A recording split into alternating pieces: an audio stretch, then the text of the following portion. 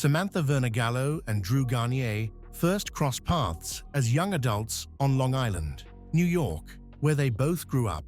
While the specifics of their first meeting remain private, it's clear that their connection blossomed during their early 20s. Samantha, who lives in Center Reach, is a former student of Center Reach High School. She is well liked for her warm, caring personality and her dream of raising a happy family. Drew, from nearby Lake Grove, shared her aspirations for a traditional family life. Over time, their bond deepened as they discovered they both envisioned the same future: marriage, children, and building a meaningful life together. Samantha appreciates Drew's stability and commitment to creating a safe living environment. Those who know them see them as a loving couple, working toward a common goal of a happy future. Thanks to the support from their family, both Samantha and Drew grew up mature and did not face any serious issues. Neither had a troubling past. No criminal records, substance abuse, or significant mental health concerns. Drew held steady employment and showed dedication to supporting his growing family, while Samantha was known for her beauty, compassion, and devotion to her loved ones. After several years together, they married and had 2 daughters, Adelina, followed by Izzie. 3 years later, Samantha embraced motherhood wholeheartedly, always putting her daughters first and ensuring they felt safe and loved. As the family grew, they began to feel the financial pressures of living on Long Island, dreaming of a quieter, more affordable life where their daughters could thrive. Samantha and Drew decided to leave Long Island and relocate to Masonville, a small town in Delaware County, New York, situated in the scenic Catskills region, about 150 miles northwest of New York City. Masonville offered the simpler lifestyle they desired: lower living costs, a close-knit community, and a peaceful environment where children could safely play and grow.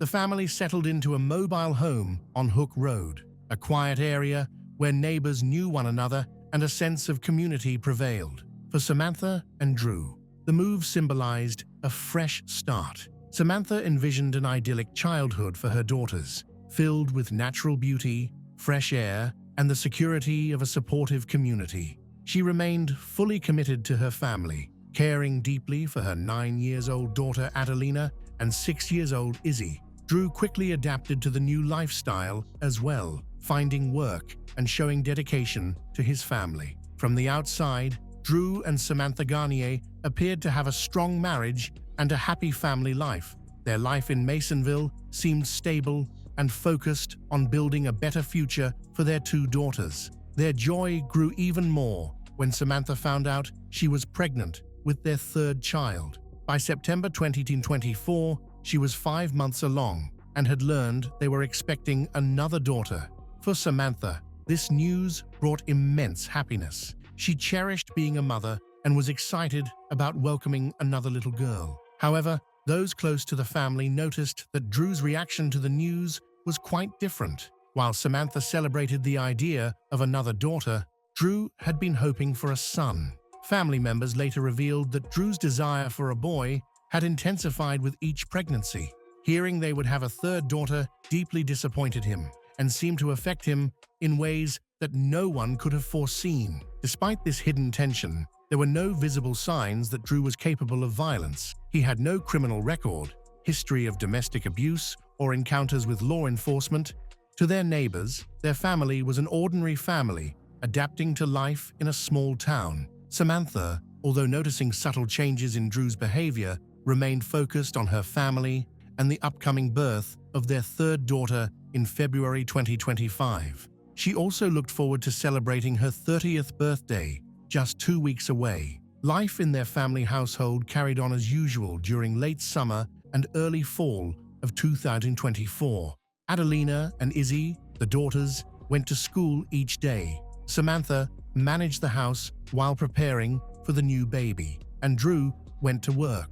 Anyone observing the family would have seen a picture of normalcy, but underneath, Drew's disappointment about the baby's gender was quietly festering. With no outward signs of trouble, no calls to the police or family interventions, no one could have predicted the tragedy that was about to unfold. Those who later tried to understand Drew's actions were baffled. On the surface, he seemed to have everything: a loving wife, 2 healthy daughters, steady employment, and another child on the way. Samantha had built a life filled with love and stability for their family, but for reasons no one could fathom, the good things in Drew's life became a source of anger. On the night of Wednesday, September 4th, 2024, just days after Labor Day, their household appeared to be winding down from a normal day. Adelina and Izzie were likely getting ready for bed, and Samantha, 5 months pregnant, was caring for her daughters and preparing for the evening. Nothing seemed out of the ordinary, but beneath the surface, Drew's frustrations had reached their breaking point. At around 11:29 p.m., the quiet town of Masonville was jolted by an emergency that shocked the entire community. Drew called 911 to report what he described as a domestic dispute at their family home. To the dispatcher, Drew sounded like a man trying to help his wife. He claimed Samantha had been injured and that he was applying pressure to her wounds to stop the bleeding. However, when police arrived at the scene, they discovered a horrifying scene that was completely opposite to what Drew described, permanently shattering the image of a peaceful family. New York State Police troopers Corey King and Ronald King were dispatched to respond to an emergency call. When the troopers arrived at the mobile home with its covered porch, they were prepared to assist what they believed was an injured woman. Instead, they were confronted with an unthinkable scene. As they approached, Drew briefly stuck his head out the front door before quickly retreating inside. His suspicious behavior immediately alerted the troopers that something was wrong. Shortly after, a single gunshot echoed from inside the house, sending shockwaves through the officers. They quickly retreated to the end of the driveway and called for backup from a Delaware County Sheriff's deputy, using the deputy's patrol car as cover. The officers cautiously approached the house again.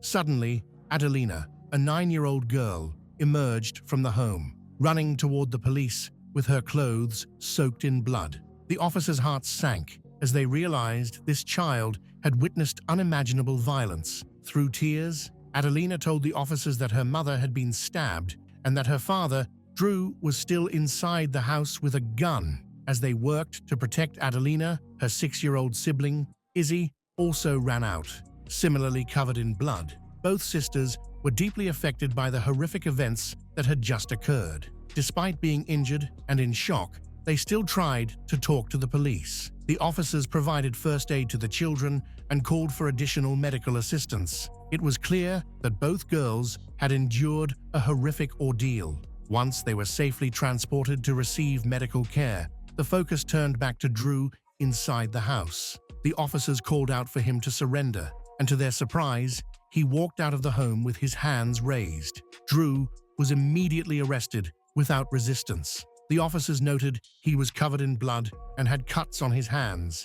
During his arrest, police found a butter knife in his pocket, a chilling piece of evidence that would later shed light on the brutal events of that night. Inside the house, the officers found Samantha lying on her side, critically injured with multiple stab wounds. Despite their efforts to provide life-saving aid, it was clear her injuries were severe. Emergency medical personnel arrived, and Samantha was airlifted to Wilson Medical Center in Johnson City. Both daughters, Izzie and Adelina, were flown to Upstate Medical Center in Syracuse as well, due to the severity of their injuries. Investigators later determined that all 3 victims had been subjected to a prolonged and brutal attack. Tragically, Samantha succumbed to her injuries and was pronounced dead at the hospital. She was only 29 years old and just 2 weeks away from her 30th birthday. Her unborn daughter, whom she had been 5 months pregnant with, also did not survive. Adelina and Izzie remained hospitalized in serious condition but were expected to recover physically.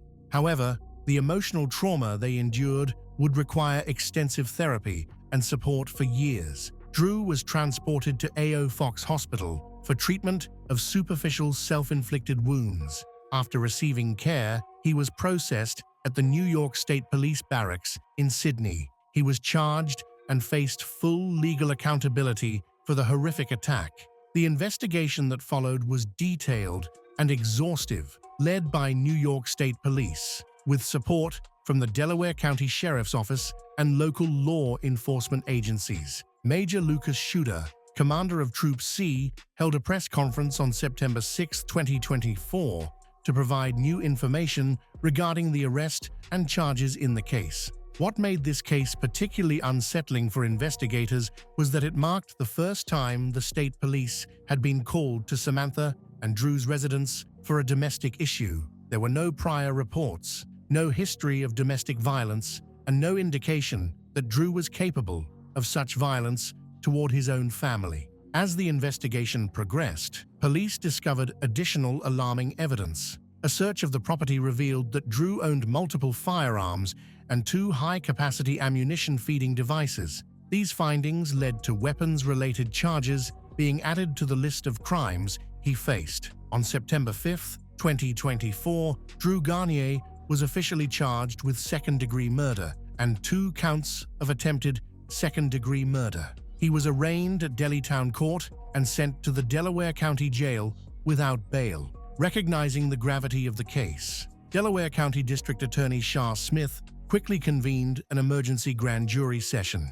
On September 11, 2024, the grand jury issued an 8-count indictment against Drew. In addition to the original charges, the indictment included weapons violations, second-degree murder, 2 counts of attempted murder, criminal use of a firearm, and multiple counts of illegal weapon possession. Drew pleaded not guilty to all charges at his arraignment before Delaware County Court. Judge John L. Hubbard, who ordered him to remain in the custody of the Delaware County Sheriff's Office without bail. If convicted on all charges, Drew faced a potential sentence of 25 years to life in prison. However, as the case advanced, it became evident that going to trial would force his daughters, Adelina and Izzie, to relive the trauma of that horrific night by testifying. To prevent further emotional harm to the girls, prosecutors opted for a negotiated plea deal. On March 25, 2025, Drew pleaded guilty to reduced charges of first-degree manslaughter and 2 counts of first-degree assault in exchange for a total sentence of 30 years in state prison, followed by 15 years of post-release supervision. District Attorney Smith explained that, although the sentence was lower than the maximum possible sentence, the agreement was in the best interests of Izzie and Adelina. The sentencing hearing took place on May 13, 2025, in Delaware County Court. The courtroom was filled with family members, community members, and court officials. During the hearing, only one victim impact statement was read, that of Samantha's father, Gregory Vernagallo. He provided critical insight into what had driven the crime. Gregory informed the court that Drew had wanted a boy and became furious when he found out Samantha was pregnant with their 3rd daughter. He explained that this shocking revelation, that gender disappointment had motivated such horrific violence, had added a deeply disturbing dimension to an already tragic case. He also shared that he had adopted his 2 granddaughters and devoted his life to raising them, stating that he was their father now and would protect them. He added that he hadn't left their sides since the attack. When given the chance to speak, Drew addressed the court with apparent remorse and expressed his regret to his in-laws, especially his children. He also expressed hope that someday he could make amends with his kids. He said he would not force anything on them and respected their decisions, but added that if they ever wanted to see him, he hoped he would be allowed to be there for them. Public defender Joseph Hermeti emphasized the lack of logic behind the crime, stating that his client, Drew, had no explanation for what had happened. Joseph described the situation as extremely tragic and mentioned that he didn't believe anyone would disagree with that assessment. Judge John L. Hubbard considered Drew's clean record before sentencing him. The judge said Drew had taken the life of his wife and harmed his children, who were entitled to his protection, and sentenced him to 30 years in prison. During the hearing, Drew asked for permission to continue contact with his daughters, Izzie and Adelina, while incarcerated.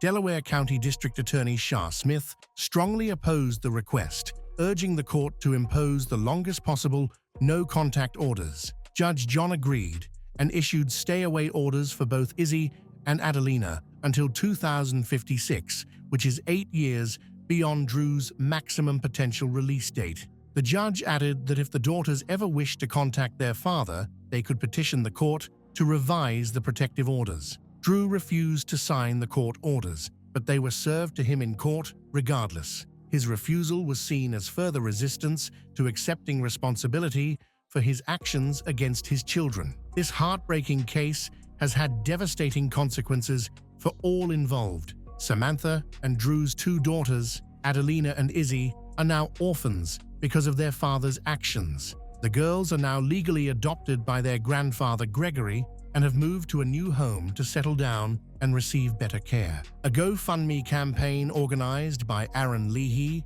from Center raised over $16,000 to support Izzie and Adelina. The campaign described Samantha, the girl's mother, as compassionate and loving. It revealed that Samantha was pregnant with a baby girl due in February 2025 and was just weeks away from celebrating her 30th birthday when her life was tragically cut short. The crime shocked the residents of Masonville, a small, peaceful community where such acts of violence are extremely rare. District Attorney Sean Smith commended law enforcement for their diligent investigation and dedication. He mentioned that what made the case especially chilling was the lack of any warning signs that could have foreshadowed such violence. Drew Garnier had no prior criminal record, mental health issues, or prior interactions with law enforcement. The revelation that gender disappointment over an unborn child could escalate to the murder of a pregnant wife and an attack on his daughters serves as a sobering reminder of how domestic violence can erupt without any prior indications. Let's head over to the small, quiet town of Malang in North Cotabato, Philippines. It's a place known for its calm vibe and rural charm, where life moves at a slower pace.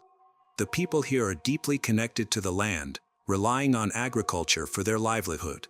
In this peaceful town lived the Magwad family. Unlike many others, they led a pretty stable life. Cruz Magwad, the father, was an elementary school teacher who was well respected and loved by everyone, often being praised for his hard work. His wife, Lovella, was the principal at the same school. Together, while they didn't make a lot of money, they were considered one of the more privileged families in town. Their youngest child, Criziel Lewis, was 16 years old. He dreamed of becoming a lawyer even at such a young age and was determined to work hard to achieve that goal. Besides being intelligent, he was also creative, playing guitar, drawing, and reading in his spare time. His older sister, Criziel Gwyn, was the more intense one, super smart, driven, and goal-oriented. She had always been that way as a kid, being a Girl Scout with a sash covered in so many badges that there was no room for more. Gwyn didn't stop there. She enrolled in a pre-med program during high school and planned to become a doctor. By all accounts, Gwyn was the type of person who would sit with you at a party if you were feeling shy, sticking by your side until you felt at ease. That's how she met 17-year-old Janice Sebiel. However, unlike Gwyn and Lewis, Janice's childhood was far from happy. She wasn't privileged enough to attend school and had to work from a very young age. Even worse, she grew up without parents. Her first real memories began around the age of 8. Before that, everything was a blur. She only recalls being found by a stranger wandering alone on a huge shipping container boat. Her parents were nowhere to be found, and Janice believed they had abandoned her. A stranger was kind enough to post her picture and name online in an attempt to find her parents. They shared her story on Facebook and various online forums, but no one ever came forward. Eventually, Janice was dropped off at the Philippine version of Child Protective Services, the Department of Social Welfare and Development, where she moved from one foster home to another. Not long after, Janice was offered a live-in nanny job by a family. Though she hated the job, she was incredibly grateful for the opportunity. Janice shared all of this with Gwyn, and Gwyn was so deeply moved by her story that an idea began to form in her mind, an idea that could give Janice the safe, loving home she deserved: adoption. Together with Louis, Gwyn decided to present this idea to their parents. Like a well-thought-out thesis, they approached the subject with serious dedication, explaining that adopting Janice wouldn't just change her life, it would help their family too. They convinced their parents that Janice could pitch in with the chores around the house, which was a significant consideration in their Asian family culture. It wasn't uncommon for children to share the responsibility of washing dishes, cleaning, and cooking. With one more set of hands to help, the family would run more smoothly. Gwyn's parents weren't exactly rolling in money, but they believed in teaching responsibility. The kids had chores, had to keep their grades up, and attended church every Sunday. They were strict, but it was out of love. Gwyn and Louis respected that. In 2021, Janice moved in, and it was like she was instantly part of the family. The Magwad welcomed her with open arms. Louis even gave up his own room so Janice could have a more comfortable one. They enrolled her in school right away, and for the first time, Janice didn't have to wake up with the constant worry of finding food or going to work. She was finally allowed to be a kid. As Janice settled into her new life, the bond between the three siblings grew stronger by the day. We could see the happiness shining through, especially in the videos they posted on TikTok. Janice even got to experience a family vacation for the first time, something she had always dreamed of. Laughter filled the air as they explored new places together, creating memories she would cherish forever. For once, Janice felt like she belonged to something bigger, something safe and full of love. But just when everything seemed perfect, Janice's world was about to shatter. On December 10th of that same year, she posted a series of statuses on Facebook claiming that she and her siblings were under attack. It was just days before Christmas, a time that should have been filled with joy. Instead, it marked the beginning of a nightmare. At that time, Mr. Cruz, their father, was at school doing some chores related to the upcoming holiday, while Lovella, their mother, was away on a work trip. Everything changed when Mr. Cruz received a phone call that left him frozen in terror. The voice on the other end told him that their home was being ransacked, and his children were inside. By 3:15 in the afternoon, Cruz finally arrived at the house. It was eerily silent outside the front door. His eyes locked onto a blood-soaked blanket on the ground with a knife nearby. He called out for his kids, but there was no response. He moved quickly to the back door and managed to find a way inside. Cruz moved rapidly through the house, his voice echoing off the walls as he searched for his children. When he entered the living room, that a horrifying sight met his eyes. There, lying on the floor, was his daughter Gwyn. A towel soaked in blood was wrapped around her body, her limbs and torso were covered in multiple slash wounds. But it was the injuries on her neck that were particularly severe. Crime scene photos later revealed the gruesome extent of the wounds. Her flesh was torn apart, and ants had already begun to gather on her body. Not far from Gwyn, near the main door, Cruz found Louis. His hands and feet were bound, and a gag covered his mouth. His body was riddled with fresh stab wounds, and the amount of blood suggested that the attack had happened just moments before Cruz arrived. But there was one more person missing. Janice's heart pounded as Cruz continued to search the house, calling her name. Finally, Janice appeared. She emerged from her room, her hair wet and her face pale and shaken. She was in shock, barely able to speak. Seeing her, Cruz immediately called the police. The officers arrived soon after, stepping into a crime scene that would later be described as one of the most gruesome in the Philippines. Blood pooled on the floor, and the house bore the marks of extreme violence. Janice, while trembling, told the officers that they had been attacked. The house was in disarray, cabinets had been pried open and personal belongings were scattered across the rooms. At first glance, it seemed like a robbery. However, investigators knew that appearances could be deceiving. They needed to confirm whether anything valuable had been taken to solidify the robbery theory. At the same time, as part of their protocol, the police did not rule out the parents as persons of interest. The police needed to confirm their alibis and whereabouts during the attack. the investigators turned their attention to the room where Janice said she was hiding during the attack. It was messy, but that wasn't unusual for a robbery scene. What stood out, though, were the details that didn't add up. The disarray in the room, though chaotic, didn't have the usual signs of a real robbery.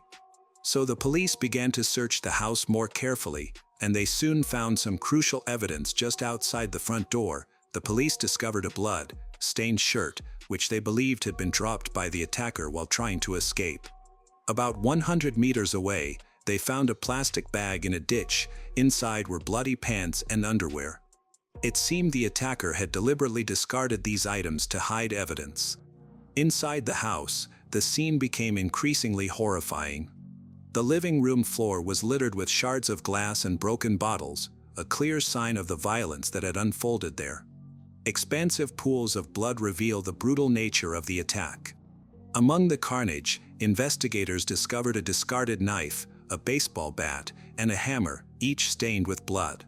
These weapons were assumed to have been used in the murders. Crime scene analysts took careful note of the blood patterns, which provided key insights into the sequence of events. They determined that Gwen, the older sibling, had likely been killed first. Her blood had partially coagulated and rigor mortis had already begun to set in. In contrast, Lewis's blood appeared much fresher, suggesting he had been murdered after Gwen. The different states of the blood and bodies made this theory even more plausible. Lewis's hands and feet were bound, while Gwen's were not. This discrepancy indicated that Gwen might have been ambushed and killed quickly, while Lewis was restrained, likely to prevent him from resisting before his own murder.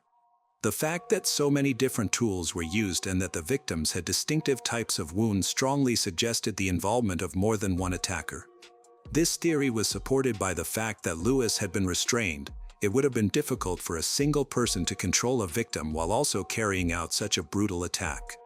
Adding to the mystery, crews confirmed that the weapons found at the scene were his. The murderers seemed to have used tools that were readily available in the house, which made the crime even more unsettling. As investigators continued to gather evidence, they found something that stood out. The family's laundry machine had been used, but there were no freshly washed clothes anywhere in the house. This odd discovery suggested that something unusual had happened after the crime, perhaps an attempt to erase evidence or cover their tracks. The extreme brutality of the crime prompted local authorities to launch a manhunt for the suspects. The public was shocked, and the need for justice became urgent. To help with the investigation, the vice of the Municipal Council of Mlang, North Cotabato announced a reward of 200,000 pesos for any information leading to the capture of the perpetrators. The mayor also offered an additional 50,000 pesos as a bounty. These actions emphasized the gravity of the case and the community's desperate need for answers. Autopsies were performed on Gwen and Lewis over 2 days, starting on December 13, 2021, and the results were chilling. Gwen had sustained 32 stab and slash wounds, some of which were deep enough to almost sever her limbs. One of her ears had been cut off, and her neck and upper arm were nearly severed. Her body also showed signs of blunt force trauma, likely caused by the hammer and baseball bat found at the scene. Additionally, the backs of her hands were bruised, covered in defensive wounds, indicating that she had fought fiercely. Meanwhile, Lewis had endured 51 knife wounds, some so deep that they exposed his bones and internal organs. Red marks on his neck suggested he may have been strangled. Unlike his sister, Lewis had no defensive wounds. He also had signs of blunt force trauma on his limbs and torso. All these injuries were consistent with the weapons recovered at the scene. Investigators quickly ruled out the possibility of a robbery gone wrong. Though the rooms appeared ransacked, only Gwen's phone was missing. Nothing else of value had been taken, leading authorities to believe that the killer or killers were familiar with the victims. It was also striking that the crime took place in broad daylight, which made the entire situation even more unsettling. Before the autopsy results were made public, rumors began circulating online accusing Janice of being involved in the crime. These rumors gained traction due to her survival, the weapons being from the family home, and the locked front door. The accusations grew increasingly intense, with some even threatening Janice. Under the mounting pressure, the police decided to question her.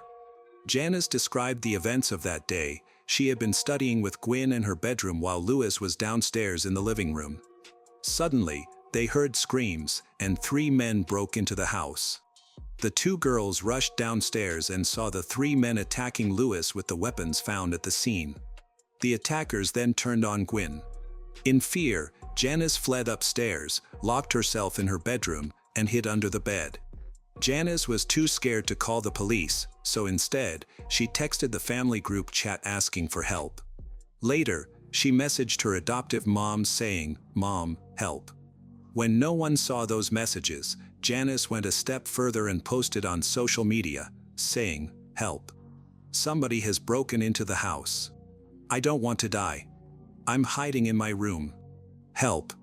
After a few minutes, she deleted the post, worried the attackers might see it and come after her. By the time someone saw the post and reached out to her mom, Janice was too scared to pick up.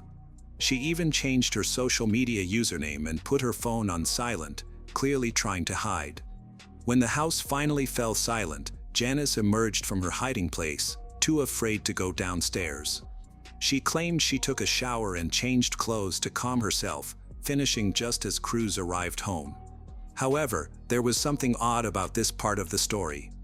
Janice had told the police she locked herself in her bedroom the moment the attack began, so why did her room look like it had been ransacked? That raised serious questions. More importantly, Janice's version of events was directly at odds with the forensic evidence. The autopsy results and the way the injuries were distributed made it clear that Gwen was the first victim, not Louis. This major discrepancy between Janice's account and the evidence made investigators even more suspicious. Something wasn't adding up, and they started to take a closer look at Janice's statements. At first, she told the police her phone was off during the attack, but Cruz remembered calling her phone and hearing it ring with no answer. When Janice was confronted with this, she changed her story again, now claiming that she had been in the shower and hadn't heard her phone ringing. This was starting to sound suspicious. But that wasn't the only thing that raised eyebrows. Cruz also revealed some information about the murder weapons that added fuel to the fire.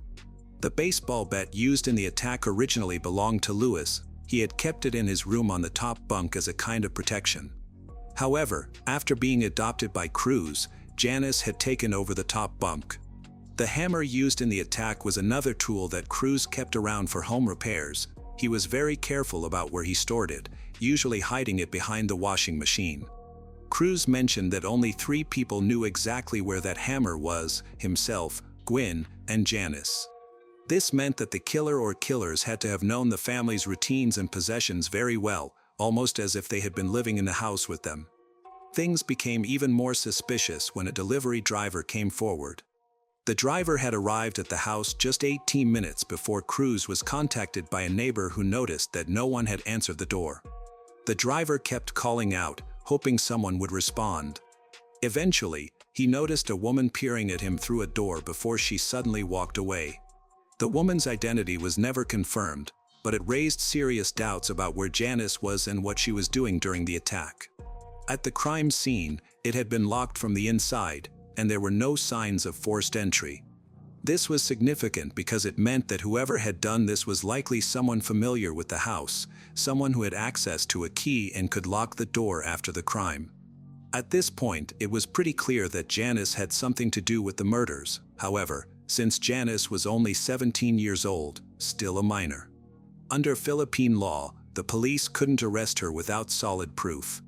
This legal issue made them tread carefully, as they couldn't move forward with an arrest until they had more definitive evidence. Rather than arresting her immediately, the authorities placed Janice under the care of the Social Welfare Department while they investigated who had actually committed the murders. If Janice's claim about other people being involved was true, the police had a considerable amount of work ahead of them.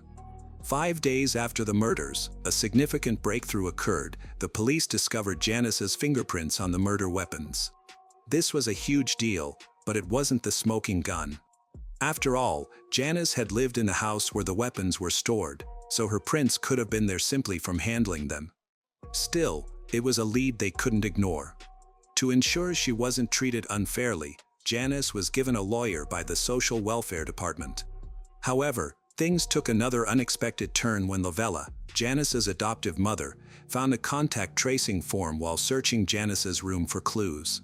To her surprise, it wasn't Janice's form. It belonged to a 17-year-old boy named Esmeraldo Aldo Cano Jr. Aldo was a sacristan at a local church, and Janice had known him from the orphanage.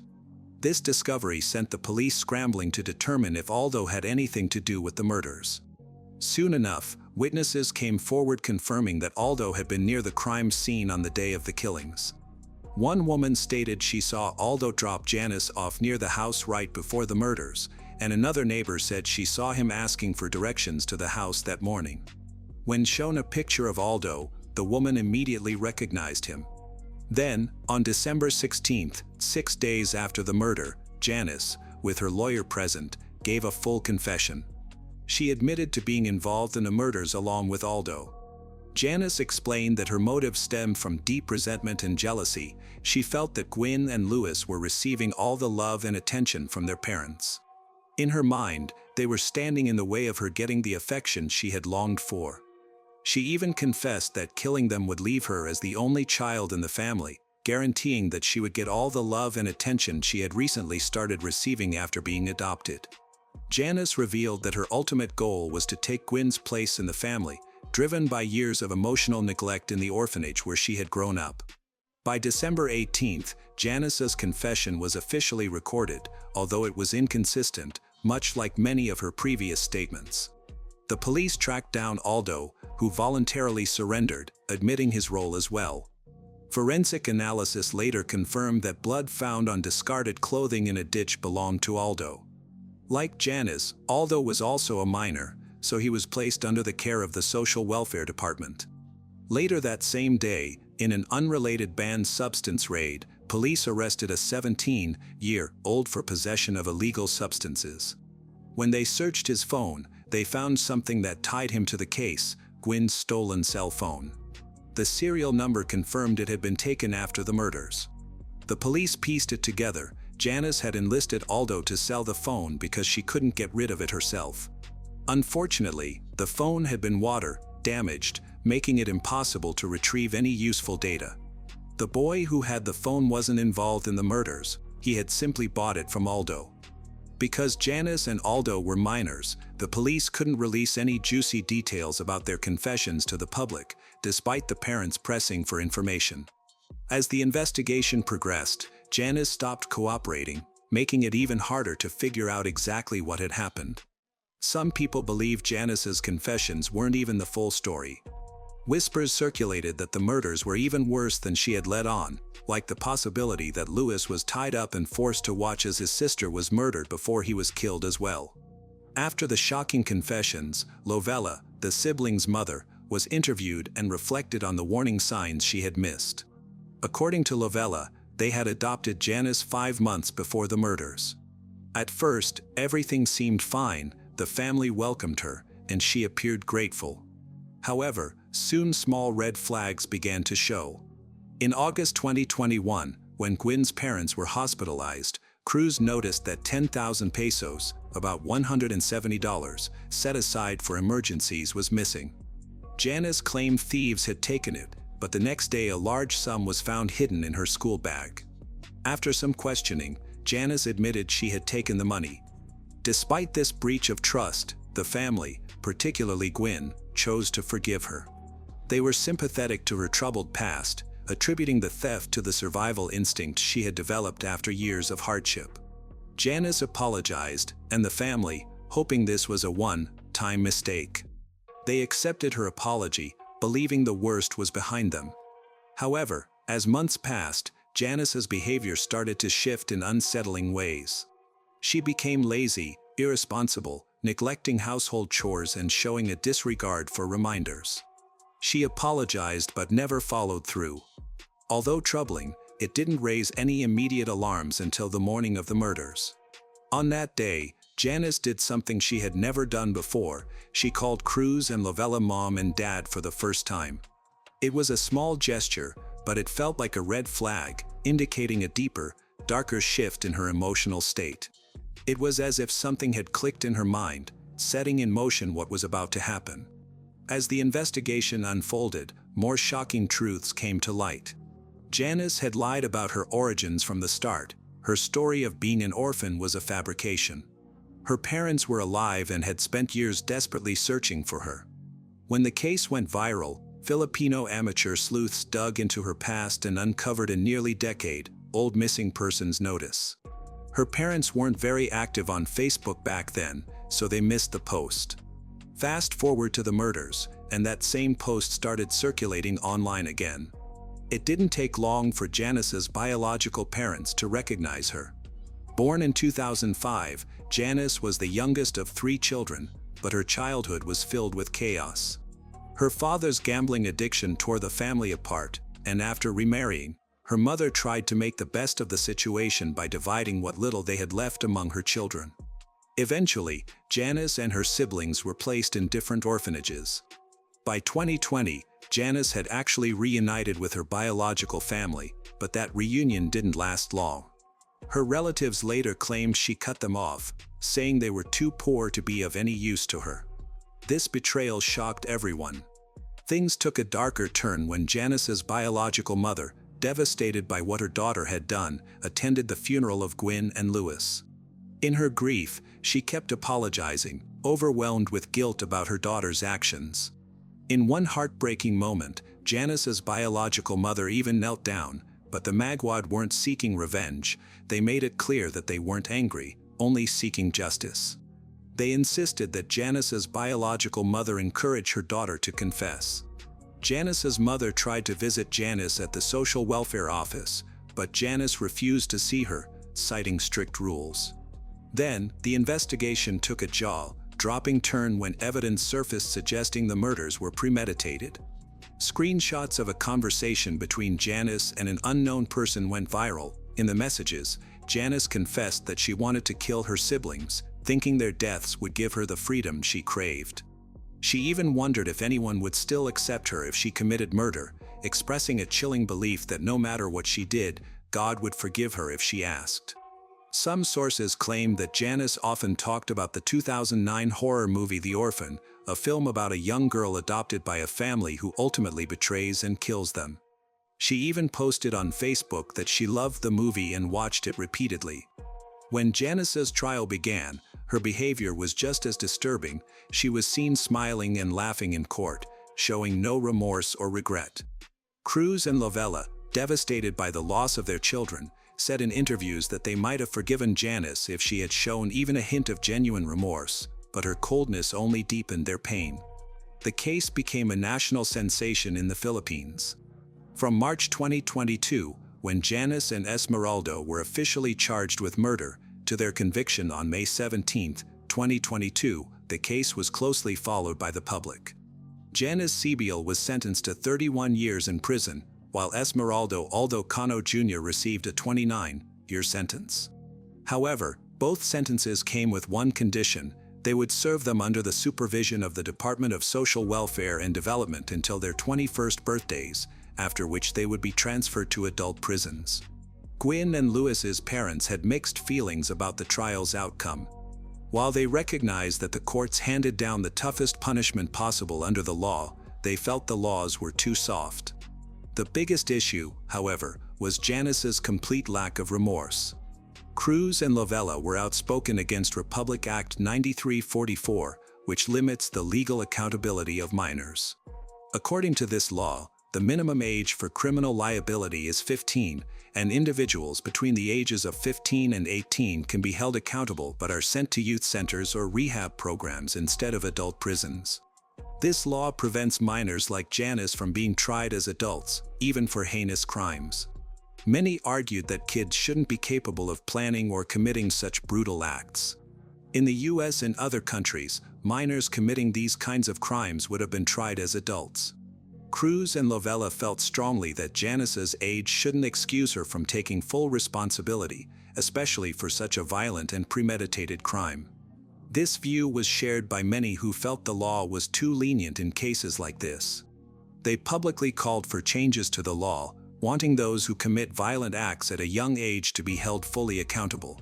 Some of the most heartbreaking facts to come out of the investigation revealed that Gwen almost escaped. She had the chance to run, but when she heard Lewis calling for help, she went back, hoping to save her brother. Alicia Bromfield was born on August 28, 1990, in Joliet, Illinois, to James and Sherry Anisic. She has 4 siblings, an older sister named Brianna and 3 older brothers named Luke, Chase, and Colton. Since childhood, Alicia has been known for her high energy and cheerful personality. Her family is very important to her, especially her mother and grandmother, who have always provided her with support and comfort. The loss of her grandmother was a profound blow to Alicia, leaving a lasting impact on her life. Even though she has experienced pain, she has never lost her joy for life or her optimism. She was an energetic child, always smiling and ready for new adventures.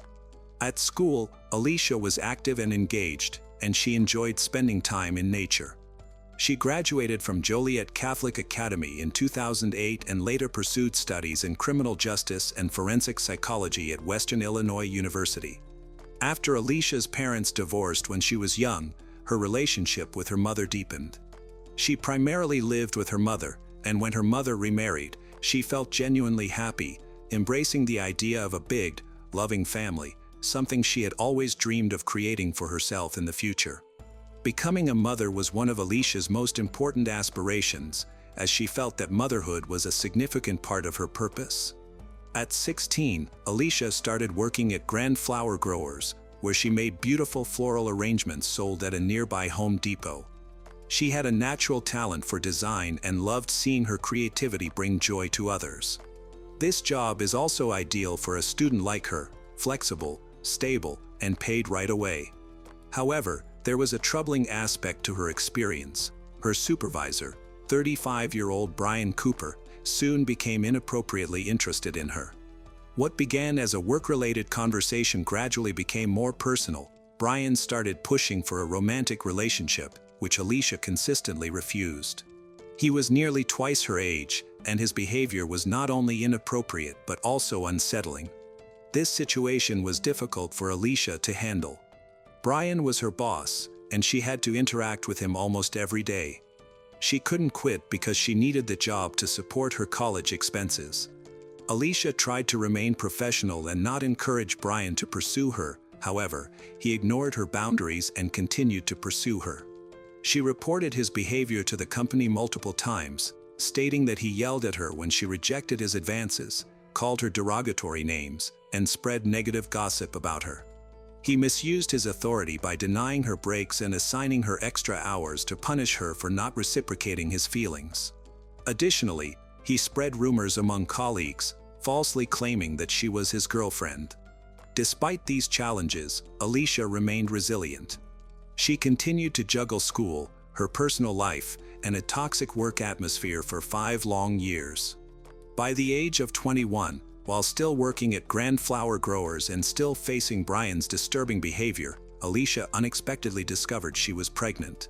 The father was a fellow university student, not Brian, but he chose to be uninvolved in the child's life. Although Alicia felt heartbroken by his absence, she was thrilled about becoming a mother and more determined than ever to create a wonderful life for her baby. Alicia couldn't quit her job because she needed to save money for herself and her child while finishing her studies. She was delighted to find out that she was pregnant with a baby girl, whom she named Ava Lucille, expressing her love for her daughter. However, she is facing trouble with her boss, Brian Cooper. Despite learning about her pregnancy, Brian became more controlling instead of being supportive. He coerced her into working overtime, altered her work schedule without prior notice, and threatened to terminate her employment if she missed even a single day to see a doctor. Although Alicia tried to maintain a professional environment, Brian continued to harass her. He made her run personal errands, including walking his dog, and threatened her job if she refused. Alicia felt trapped. She was about to become a mother, and every dollar counted. Quitting so close to her due date wasn't feasible. Unfortunately, when she complained to upper management, nothing improved. The only action taken was asking Brian to leave early and attend anger management classes, but he never attended those sessions. As the weeks went by, Alicia became increasingly worn out, both physically and emotionally. She decided to confide in her mother, Sherry, hoping that someone would finally listen and offer support. Alicia felt she had done everything right. She had filed complaints, stood firm, and remained resilient. Yet, no one seemed to hold Brian accountable for his actions. In August 2012, Brian confronted Alicia with a new request. He wanted her to attend his sister's wedding with him. Alicia immediately refused, as the thought of spending a weekend with the man who had made her life so difficult was unbearable. However, Brian was persistent and threatened her job if she didn't comply. Alicia felt trapped. If she said no, she risked losing her job at a time when finding new work could be very challenging due to her pregnancy. Unsure of what to do, she shared the invitation with her mother. Sherry advised her to quit the job altogether, but Brian reassured them that his request was simply a friendly gesture. He promised that the entire wedding party would be in the same hotel and that he would behave appropriately. This slightly eased Alicia's anxiety, leading her to reluctantly agree to attend while establishing clear boundaries. She made it clear that this was not a date. She was going as a friend and believed that there would be people around to support her if she felt unsafe. On August 18th, Alicia and Brian traveled to Wisconsin, planning to stay at Sand Bay Beach Resort. Alicia believed that Brian's family would be there and that she wouldn't be alone. However, this assumption changed as soon as they arrived. She found out that she and Brian were at a different resort than the other guests. In fact, they were entirely alone, no family or wedding party, just the two of them. This understandably made Alicia feel angry and anxious. She immediately texted her mom, saying they had an argument and were heading home. Her mother, Sherry, found this strange, since Brian was supposed to walk his older sister down the aisle, so they couldn't go out. Not long after, Alicia sent another text message to her mother, informing her that they had reconciled and decided to stay. In retrospect, the message seemed suspicious, yet Alicia had genuinely written it. Later that day, she even attended the wedding with Brian. There's a photo of them smiling for the camera, but what no one at the wedding could see was the underlying truth. Brian was once again pressuring Alicia to act like they were a couple.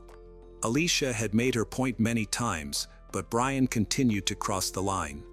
With no one around to intervene, Alicia reached her breaking point. She was tired of the games, manipulation, and lies. All she wanted was to move on, focus on her baby, and leave Brian and this nightmare behind for good. Alicia made it clear that once the wedding weekend was over and they returned to Illinois, she would cut all ties with Brian. She no longer wanted awkward friendships or professional courtesies. She wanted to completely sever ties with him. And who could blame her? After years of unwanted attention and pressure from Brian, Alicia had finally had enough. However, she found herself stranded miles from home in Wisconsin without her own car. Since Brian had driven them there, she had no option but to rely on him to get back home. When Alicia told Brian that she didn't want to continue the relationship, Brian underwent a change internally. He didn't react immediately, but his silence revealed his mood. He felt angry and rejected. The situation worsened when he started drinking, further deteriorating his mood. After the wedding concluded, the tension between them was palpable. Alicia and Brian returned to the hotel where they were staying. Although they slept separately, Alicia did not want to share a room with him. If she had the choice, she wouldn't want to be under the same roof as Brian for another second. However, Alicia felt exhausted because she was nearly 7 months pregnant. She had been on her feet all day, not only because of the wedding but also due to Brian's constant manipulation. All she wanted was to get some sleep. They were scheduled to leave the next morning, and she just needed to hold on a bit longer. Brian, on the other hand, was struggling to accept reality. He realized this was the end. Alicia had made her boundaries clear, and he was losing control over her for good, which sent him into a downward spiral. While Alicia managed to fall asleep, Brian sat nearby, drink in hand, watching her.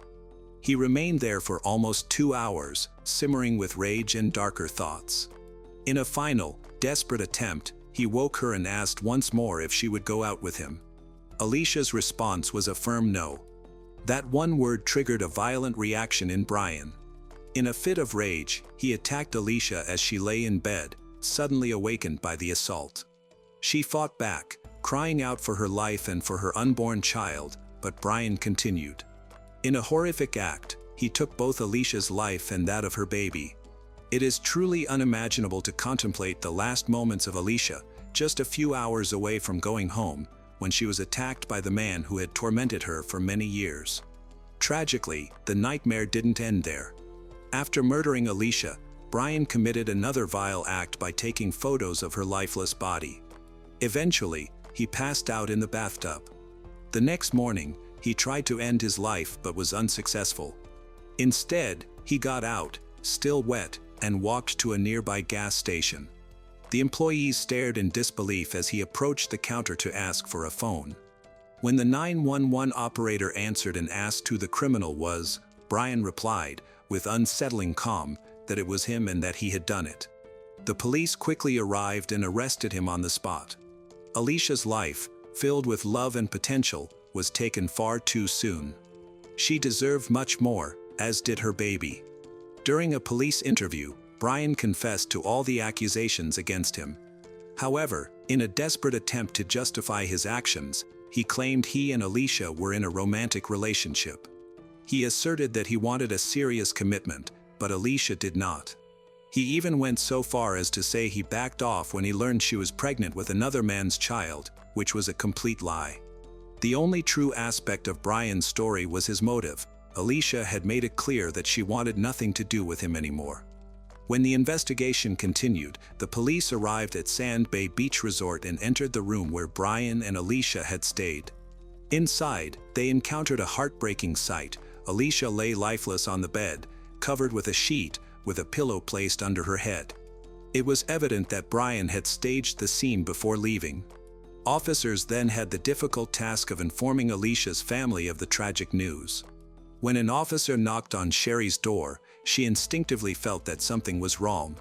The officer delivered the devastating news. Her daughter and unborn granddaughter were victims of homicide. Sherry's life was shattered, and she was overwhelmed with grief and guilt for not being able to protect her daughter and for not intervening with Brian sooner. Despite the family's immense pain, the investigation did not end there. Scrutinizing Brian's history revealed a disturbing pattern of behavior. Alicia was not his only victim. Another female coworker had accused him of groping her, causing her to leave her job after filing a complaint.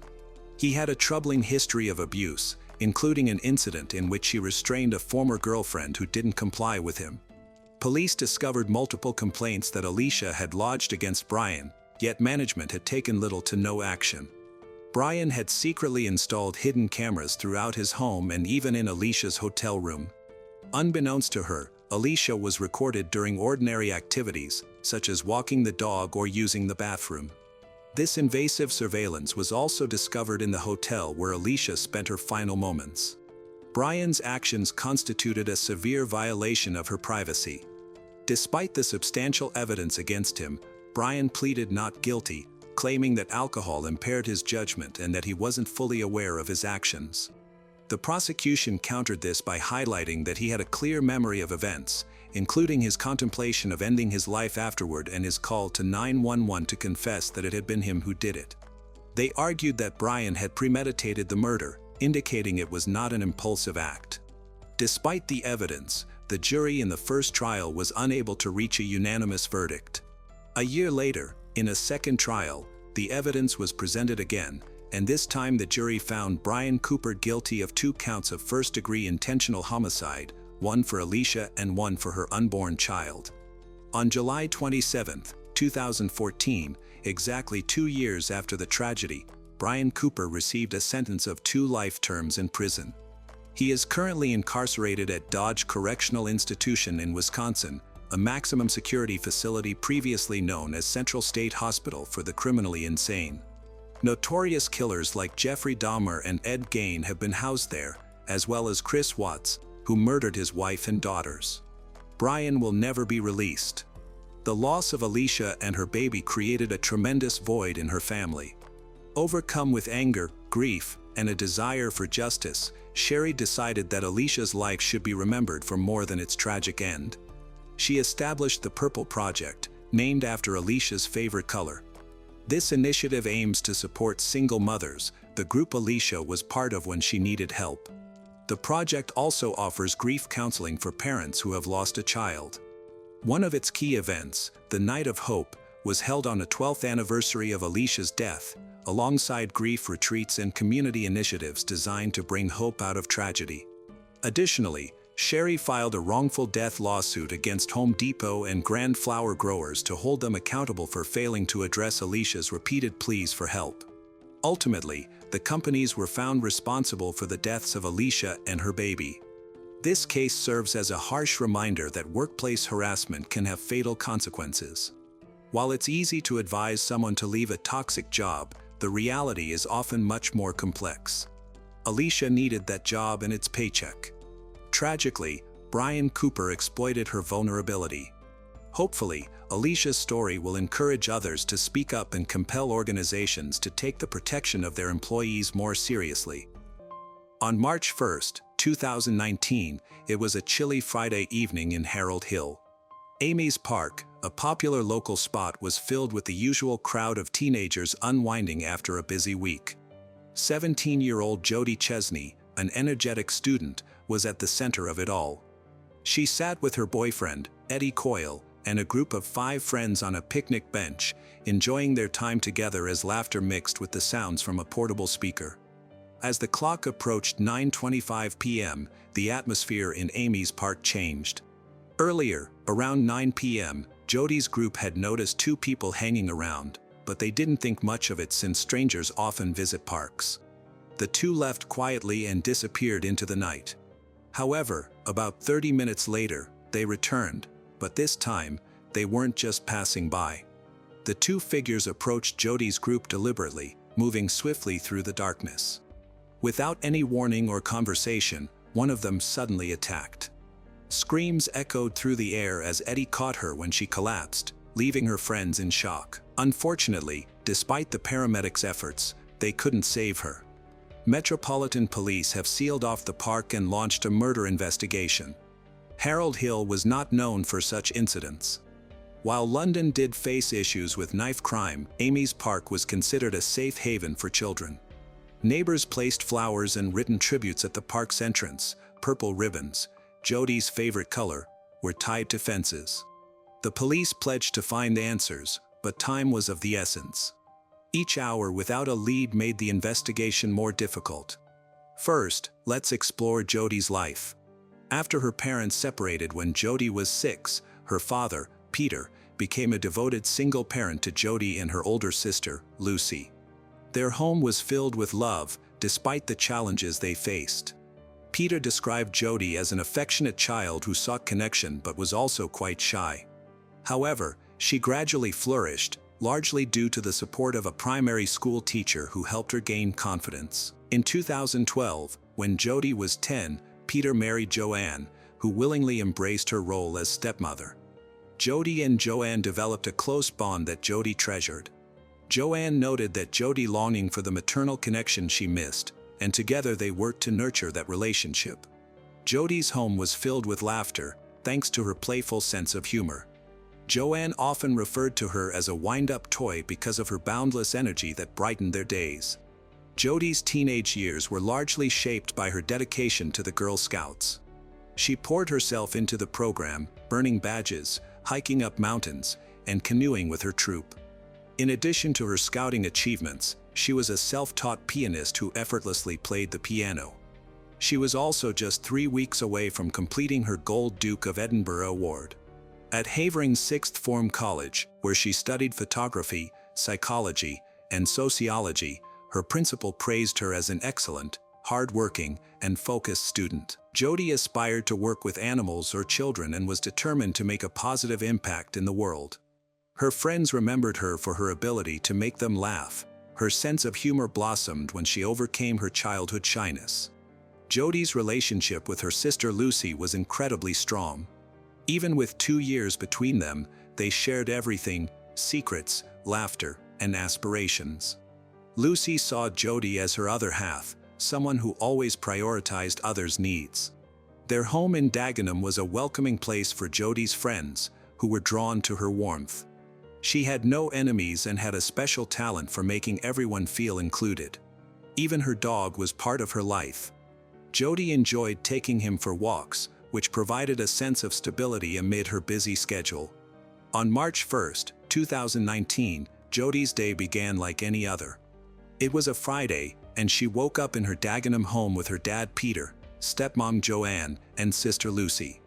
Jodi was excited not only for the weekend but also for her dad's upcoming birthday. She had been discussing gift ideas with Joanne, eager to find the perfect present to make Peter smile.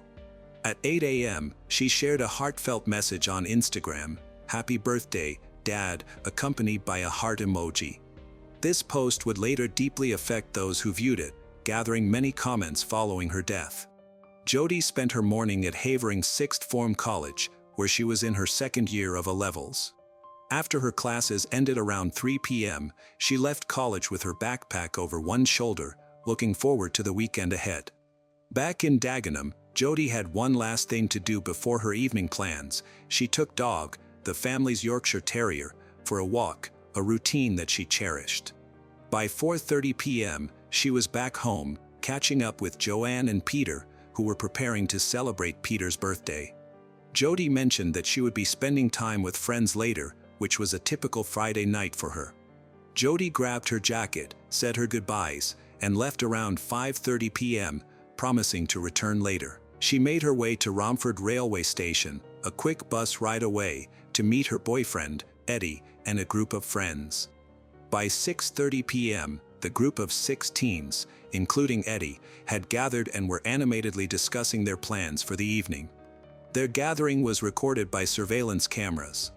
Romford was their usual hangout, a popular spot for East London teens, filled with shops and fast food restaurants. That night, however, they decided to go to Amy's Park in Harold Hill, about a mile from Havering College, another favorite spot for them. The park featured a playground in the center and benches where teens would gather after dark. By 7:30 p.m., they were settled on a picnic bench, playing music from a portable speaker, just the kind of relaxed night Jodi enjoyed. They had a great time together. At around 9 p.m., Jodi's group spotted 2 figures in the park. They didn't seem unusual since Amy's Park is a public area where people come and go. The 2 stayed for a short time but left without engaging with anyone, disappearing into the night. Jodi and her friends paid them no mind, enjoying their music and conversation. However, at 9:20 p.m., the same 2 figures returned, this time moving with a noticeable intent. According to police reports from the Metropolitan Police, they approached Jodi's group directly, cutting through the darkness. One figure was dressed in dark clothing, and his face was hidden. The other figure was less clear, appearing as a shadow beside him. Without warning, the first attacker stabbed Jodi in the back with such force that the knife broke, causing a severe 7-inch wound that collapsed her lung. Chaos erupted in the park. Eddie's scream shattered the night, and her friends stood frozen in shock. Eddie caught her as she fell, holding her on the ground and desperately calling for help. The 2 attackers quickly disappeared into the darkness. In a panic, Eddie called emergency services, urgency in his voice as he pleaded for an ambulance. Nearby residents were alerted by the screams. A woman began CPR, not realizing that the broken knife was still lodged in Jodi's back. A man in a van stopped to assist, applying his coat to the wound, while another friend to help stop the bleeding. Paramedics arrived within minutes, but Jodi's injuries were severe. Despite their efforts, she was declared dead at 10:26 p.m., just over an hour after the attack. Amy's Park was turned into a crime scene, marked off by police tape as forensic teams searched for evidence. Jodi's friends, still in shock, told the police there was no argument or warning, just a sudden, unprovoked attack. The Metropolitan Police's homicide and major crime team took control of the investigation, with Acting Detective Chief Superintendent promising to find those responsible. As the investigation progressed, detectives focused on Jodi's last hours, using witness accounts and phone records to confirm her movements. A key moment in the case came when a local man contacted the police. He reported seeing two men run out of the park on the night of Jody's attack and get into a black Vauxhall Corsa before driving away quickly. The witness also mentioned that there was at least one other person in the car, the driver. CCTV footage played a crucial role in the investigation.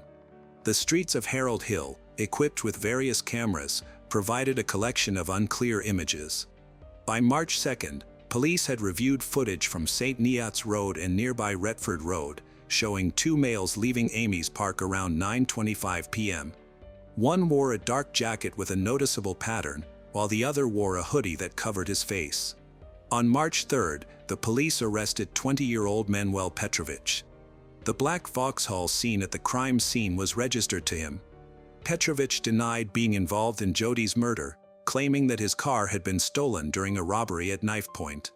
However, he later acknowledged that he owned the Vauxhall and had a mobile phone he used for selling cannabis. He refused to identify anyone he was with that night because he was concerned for his own safety and his family's safety, stating that people had already come to his house looking for him. During further questioning, he described the events of the night Jody died but referred to the attackers as Man A and Man B out of fear. Petrovich explained that on March 1st, he was with a friend who received a call from Man A asking for a ride. They picked up Man A and another person, Man B, and drove to Harold Hill for Man A to collect some cannabis and money. According to him, Man A and Man B got out of the car at Harold Hill, leaving Petrovich and his friend inside. He said the two men were away for about 5 minutes and seemed calm when they returned, noting that there was nothing unusual about their behavior. He stated, "Nothing about them made me suspicious. I did not see either of them carrying anything. My friend and I were told that Man A was collecting money and banned substance." After dropping off the two men, Petrovich claimed that a black male threatened him with a knife and took his car keys. He said that the next day, he heard about a girl who was stabbed in Harold Hill and hoped it wasn't related to his earlier encounter with Man A and Man B. Detectives identified a second suspect, a 19-year-old known to frequent the Harold Hill drug scene, based on witness descriptions of a black male in his late teens. To keep him from knowing he was a suspect, police kept his name confidential, referring to him as Suspect A in initial reports. The investigation continued to grow. A woman in her 40s who lives across the street from Amy's Park reported seeing suspicious individuals coming and going for weeks, especially at night. She also noted a young teenager who resembled Suspect B, suggesting he was running errands for older men. These accounts indicate a possible connection to banned substance activity, as there is a known issue with cannabis in Harold Hill, often involving teens as runners. Detectives believe Jody's group may have been mistaken for rival banned substance dealers. Although Jody has a clean record and no known ties to banned substance, this complicates the investigation. By March 10th, 9 days after Jody's death, the police were making significant progress. Acting on a tip, officers from the Metropolitan Police's Homicide and Major Crime Command focused on a house on Rogers Road in Dagenham, connected to Aaron Isaacs' uncle. They believed Svensson, referred to as Man A, and Isaacs, known as Man B, were hiding there after the attack. At 7 p.m., armed officers surrounded the location, with body cameras recording. In a dramatic turn of events, 19-year-old Svensson Ongakwai tried to escape by climbing over a rear flat roof but fell through a conservatory, shattering glass everywhere. A policeman approached and handcuffed him. Svensson's phone had texts linking him to Petrovich and discussing business in Amy's Park. When officers searched his home, they found a jacket that matched one seen in CCTV footage, with traces of Jody's blood on it. Meanwhile, 17-year-old Aaron Isaacs attempted to escape through a window but was caught in the back garden, where he had discarded a rucksack containing a large knife, 2 toothbrushes, and hair mousse, an unusual combination that raised suspicion. The police didn't stop there. They also arrested a 16-year-old boy, a friend of Manuel Petrovich, whose name was withheld for legal reasons, on suspicion of involvement in the crime. The police were casting a wide net, recognizing that Harold Hill's banned substance scene involved numerous runners and dealers. By May, all 4 individuals were facing charges. Svensson and Aaron were charged with murder, while Petrovich and the 16-year-old were charged with murder and manslaughter. Svensson was born on March 29, 2000, grew up in Harold Hill, near Amy's Park. He was raised by his mother and has 4 sisters. His childhood was troubled, primarily due to his father. In 2017, Svensson was kicked out of his home for disrespectful behavior and subsequently lived in a social services hostel in Romford. He described himself as a boxer hoping to become a professional. However, Svensson has criminal convictions for possessing and supplying cannabis and other banned substances. Transporting banned substance between London and rural areas, a risky environment where violence was common. In 2018, he violated a 6-week suspended sentence related to handling stolen jewelry. During the interrogation, Svensson remained calm. He acknowledged being in Amy's Park but insisted he was only there to pick up cannabis. He denied stabbing Jody and instead accused Aaron of being responsible for the attack. Aaron, born on January 27, 2002, faced many challenges from a young age. He lived in a flat with his mother and brother. His childhood as troubled. His mother dealt with mental health issues, and he had been in contact with children's services since he was 4 years old. Aaron's criminal record included offenses such as carrying a screwdriver, causing bodily harm, possessing cannabis, and stealing a vehicle. When he was detained, he was uncooperative, even throwing a rucksack that contained a knife during his arrest. During questioning, he claimed he was simply hanging out with Svensson and insisted he had no knowledge of the knife. He told the detectives that he didn't touch Jody's, blaming Svensson for the attack and saying he ran away out of fear. Manuel Petrovich, the suspected driver, is a 20-year-old local from Romford with connections to banned substance circles. Although not much is known about his background, he was considered a trusted associate of Svensson and frequently lent his car for various operations. In a leaked prison conversation that prosecutors received, Petrovich acknowledged that Svensson had been planning activities in Amy's Park and mentioned that they had set him up a couple of months prior. He stated that he remained in the car and did not learn about the attack's outcome until later. Petrovich denied the murder charges, asserting that he was unaware Jody was the target and had no intention to cause harm. He explained that Jody's group was mistakenly identified as the intended targets, as they were in the same area. They went to confront their rivals but ended up attacking the wrong people, he told a friend, not realizing he was being recorded. Anticipating arrest, Svensson took extreme measures to hide his actions. He burned his clothes after the attack, except for his jacket.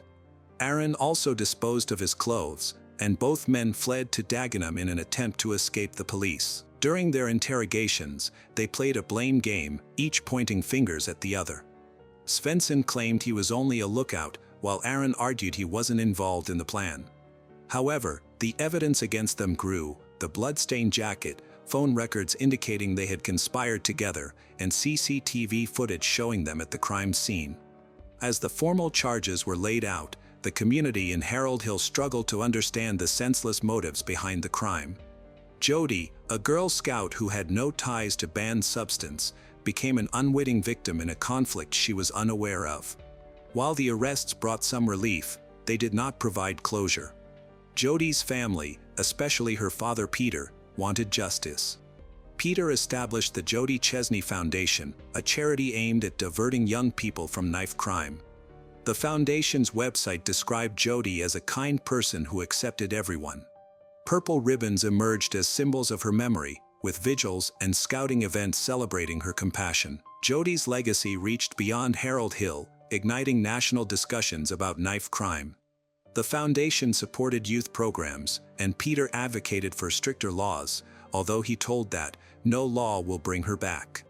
The trial began on September 17, 2019, at the Old Bailey, one of London's most historic courts.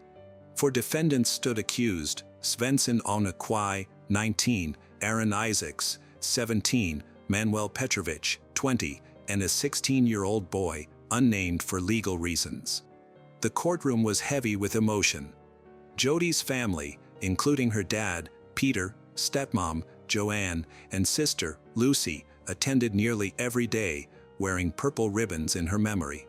The prosecutor asserting that all 4 defendants played a role in a brutal act of unprovoked violence linked to a turf war.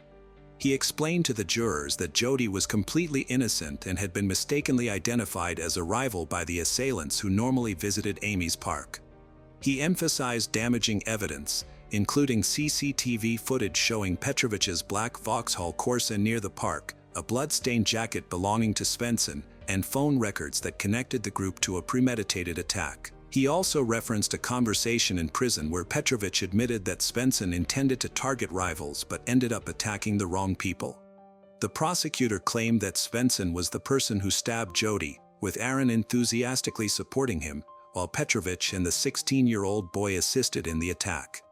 This was not a spontaneous act, the prosecutor told, highlighting that the group intended to inflict serious harm, making them all responsible for murder under joint enterprise law. The defense teams actively sought to clear their clients of wrongdoing. Charles Sherrard, who represented Svensson, acknowledged that his client was present in the park but denied that he was the one who stabbed Jody. Sherrard pointed to Aaron as the real attacker and argued that Svensson's clothing, a white hoodie and gray tracksuit, did not match the description of a figure dressed in black provided by witnesses. Sarah Forshaw, who defended Petrovich, claimed her client was only a driver and unaware of any violent plans. If Petrovich had known what was going to happen, he would have turned off his phone like Svensson did, she asserted to the jurors. Natasha Wong, representing Aaron, contended that he was merely a runner without any intent to commit violence, denying that he carried a knife or was aware of Svensson's plans. Louise Sweet, who defended the 16-year-old, emphasized his lack of a violent history and urged jurors to view him as a bystander rather than an active participant. Each defense relied on the absence of direct evidence, such as DNA on the knife, in hopes of creating reasonable doubt. After 45 hours of testimony, which included Eddie Coyle's description of the attack and forensic evidence of an 18 centimeters deep wound, the jury deliberated for just over 5 hours. On November 7, 2019, they reached their decision. Svensson Ongakwai and Aaron Isaacs were found guilty of murder, while Manuel Petrovich and the 16-year-old were acquitted of all charges. Sentencing took place on November 18, where Judge Wendy Joseph condemned the pathetic location dispute that resulted in Jody's death. Svensson Ongakwai, identified as the one who stabbed Jody, received a life sentence with a minimum of 26 years, while Aaron Isaacs, his accomplice, received life with a minimum of 18 years. The courtroom was emotional as impact statements were read. While the verdict offered bittersweet relief to Jody's family, Peter, speaking outside the court, stated he was over the moon about the convictions but heartbroken over his loss. Jody's sister Lucy wrote in her statement, she was only 20 years old, and already she dreaded her life. Joanne believed that Petrovich, as the driver, should have faced consequences, but the family chose to focus on preserving Jody's memory. The Jody Chesney Foundation is actively working to make a difference. They hosted a fundraiser in 2024 that raised £10,000 for workshops aimed at preventing knife crime, as reported on their website. Jody Chesney's life, vibrant and full of promise, was tragically cut short on March 1, 2019, in a senseless act of violence that shook Harold Hill. The convictions of Svensson Ongakwai and Aaron Isaacs brought a measure of justice, but no verdict could heal the void left in the hearts of her family and community. Through the Jody Chesney Foundation, her father Peter channels grief into action, raising funds to combat knife crime. Purple ribbons, Jody's favorite color, continue to symbolize her compassion and the collective resolve to honor her memory. Her legacy endures, inspiring a national call to end the scourge of knife crime and ensure no other family endures such loss. Though Jody is gone, her light shines on in every step taken to make communities safer. Anthony J. Dutcher was born on May 22, 1985, in Colorado Springs, USA. He was a dynamic individual with a wide range of interests. He managed to find time for many activities, including studying various musical instruments, languages, and martial arts. He also had a love for nature and enjoyed hiking. Anthony was capable of venturing into the forest alone for a few nights and surviving without assistance. He aspired to combine his passion for languages with his interest in martial arts, dreaming of a future as a translator, serving in the military, or pursuing a related career. Those who knew him described him as friendly, sociable, family-oriented, and ambitious.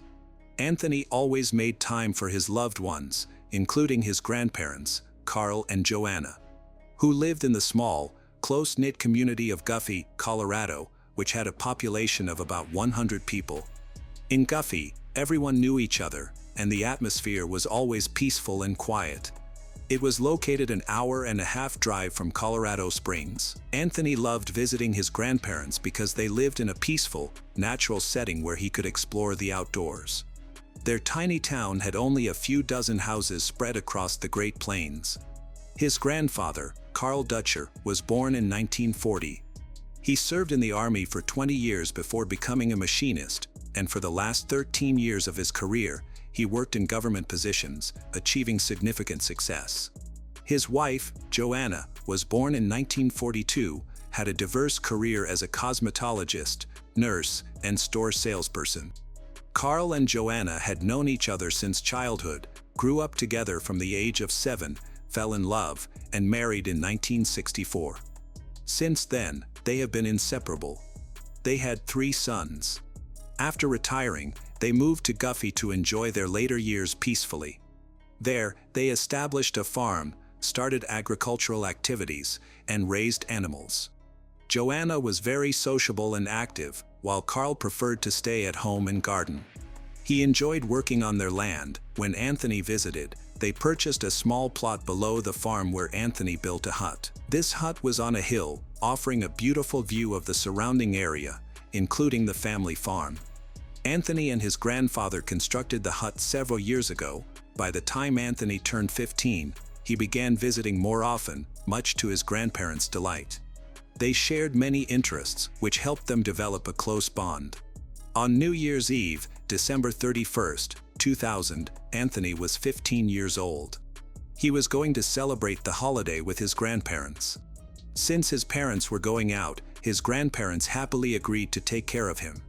The Dutchers dropped Anthony off at his grandparents' house on the morning of December 31st, where preparations for the evening's festivities were already underway.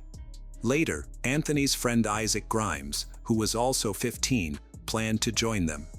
The boys had been best friends for a long time and were set to go on a holiday camping trip to Anthony's cabin.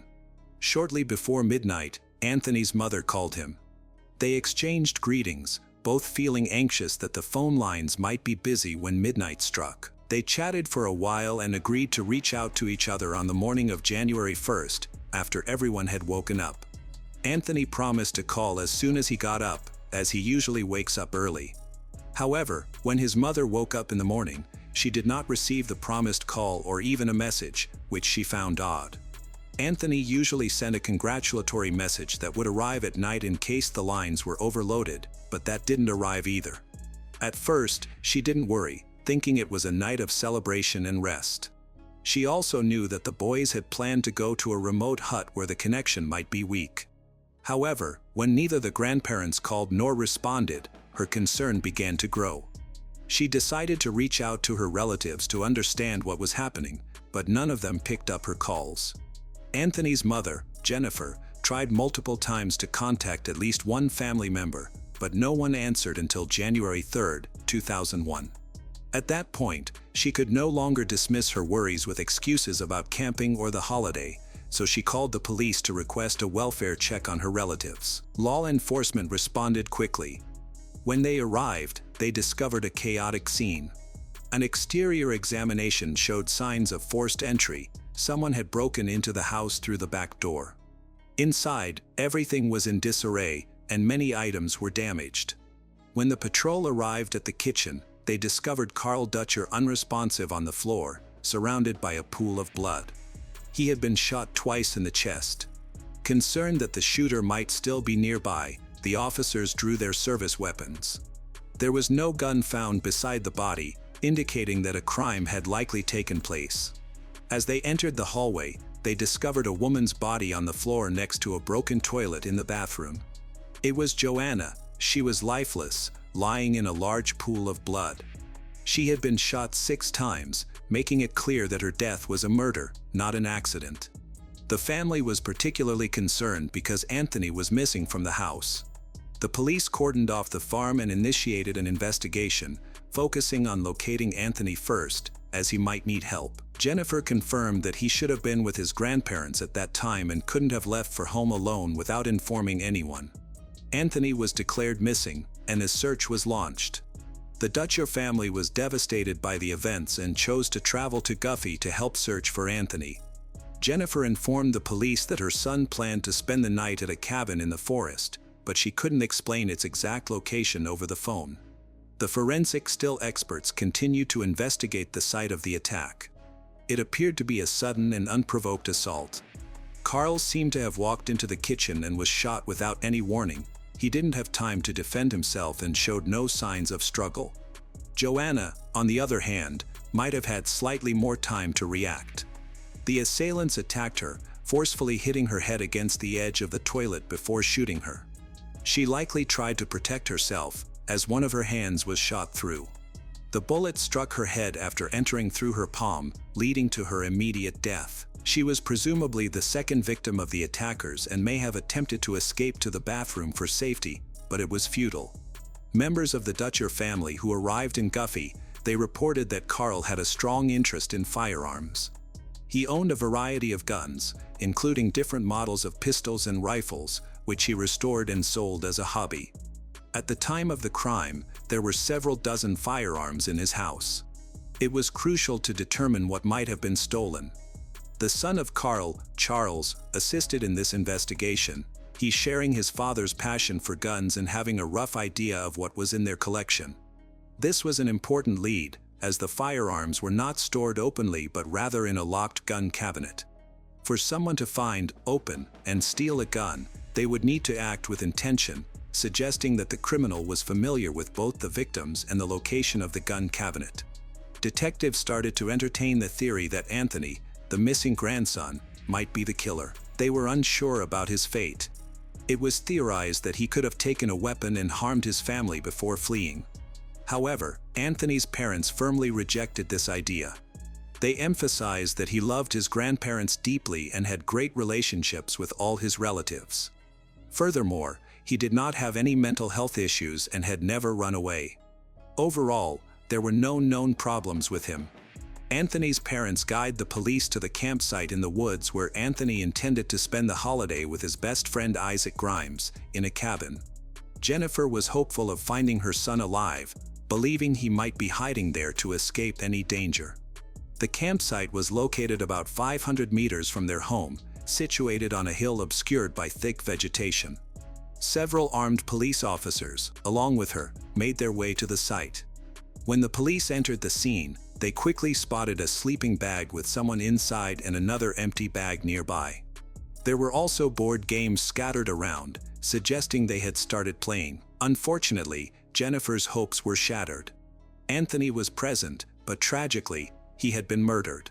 His throat was deeply slit, nearly decapitating him. The attack was brutal, leaving him without a chance to defend himself. It appeared he was caught off guard and killed in cold blood, and the single, powerful blow indicated that the killer was experienced. Detectives found this particularly troubling. The precision and force suggested it was not the killer's first murder. Despite their efforts, the police could not locate the weapon used in the stabbing. The parents were thoroughly interviewed, sharing everything they knew about Anthony's belongings. It seemed the attacker had taken some valuables, which could assist in the investigation. Notably missing was a watch given to Anthony by his grandparents for the holiday. It was a significant, adorned with a blue flame design.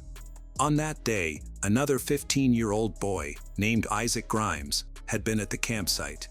This accounted for an extra sleeping bag and game set up in Anthony's cabin. It was clear that at least 2 people were present, but the other sleeping bag was empty. The police were now looking for another potential victim. They first decided to visit Isaac's home since he lived nearby. To their surprise, they found him there. 15-year-old Isaac Grimes opened the door calmly. He was alive and seemed unharmed.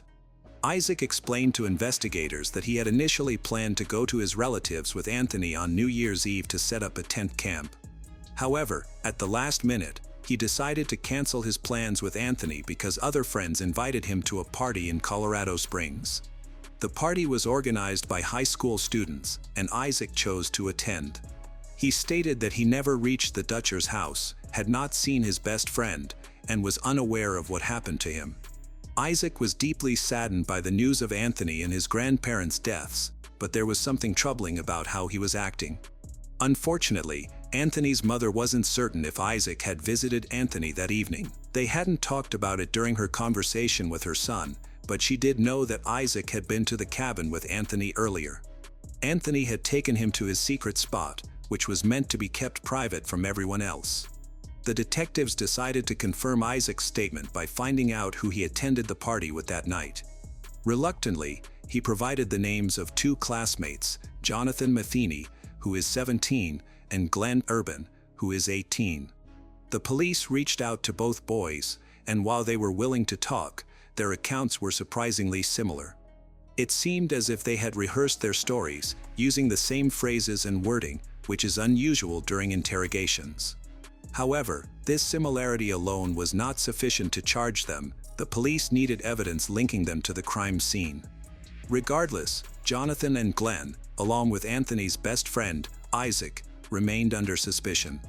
It was unclear whose sleeping bag was found next to Anthony's body in his cabin. Following this, the autopsy report was released, showing that all the victims, Carl, Joanna, and Anthony, had died on New Year's Eve.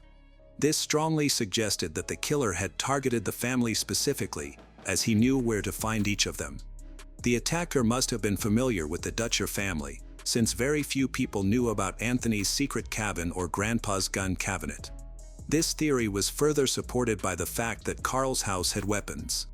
He had a habit of always carrying a gun with him before opening the door and typically kept it near the entrance. For an American living in a remote area, having a gun can be crucial for self-defense. This practice was so common that the grandfather would even greet his children and grandchildren while holding a gun. However, Carl unprepared when the attack occurred. The assailant or assailants were careful and left no evidence in the house. It was believed that Anthony was the first victim and was likely killed by a single attacker. The house assault might have been carried out by another individual, as suggested by the different behavior, style, and weapon used in the attack. Nonetheless, these theories could not be confirmed.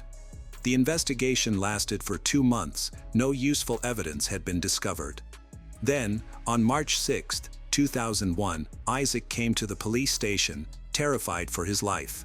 He shared a bizarre story about being chased by a man with a shotgun who had killed his best friend's family. Initially, this seemed like paranoia, possibly the result of the boy being deeply affected by the recent murders of 3 people. However, given this new information, the detectives began to suspect something more and decided to re-examine the events from New Year's Eve. One of the investigators recalled the watch mentioned by Anthonia's parents. When they met with Isaac, they asked him about it. He claimed he had seen the watch on his friend, which was the biggest contradiction in the investigation. The watch had only been given on New Year's Eve, so Isaac couldn't have seen it unless their meeting occurred just before midnight. This conflicted with Isaac's earlier statements. It became evident that Isaac had been in the house and knew more than he let on. It appeared that the investigation was making progress. On March 8, 2001, Isaac Grimes and his parents were called in for an official questioning. He maintained that he had not been at his friend's house on the night of the incident. The police then shifted their focus to the watch, effectively exposing Isaac's lies in front of his family. This investigation led to the discovery of an army jacket with blood stains in the victim's house. Eventually, Isaac succumbed to the pressure of his conflicting statements and confessed. Isaac shared the truth about what occurred on New Year's Eve.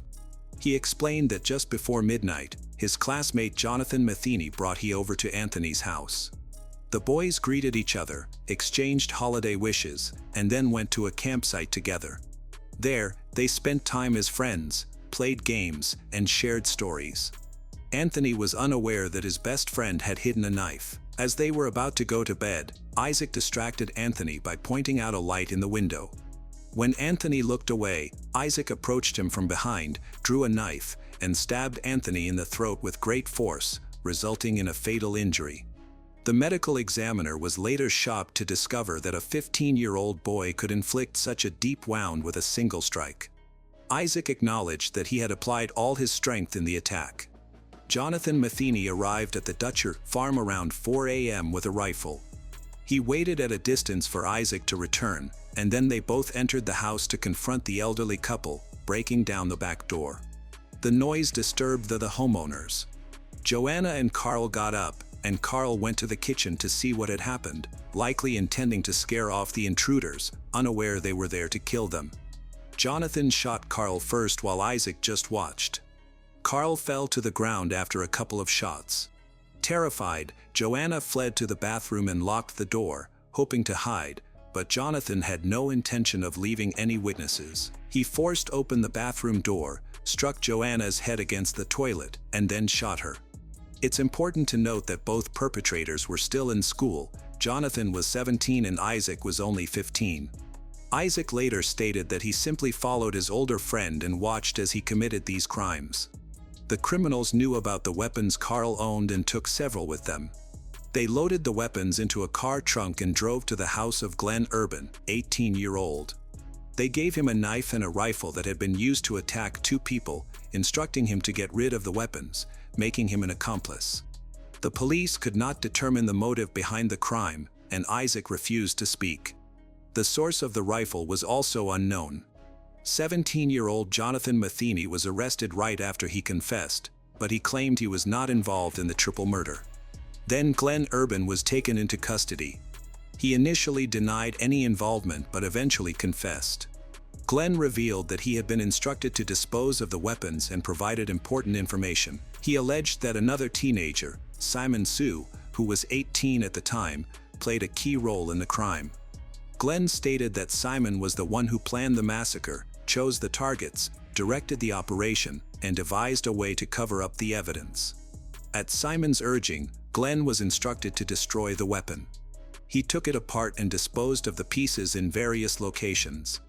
During the investigation, the detectives learned about Simon for the first time and decided to question the other two people involved in the crime.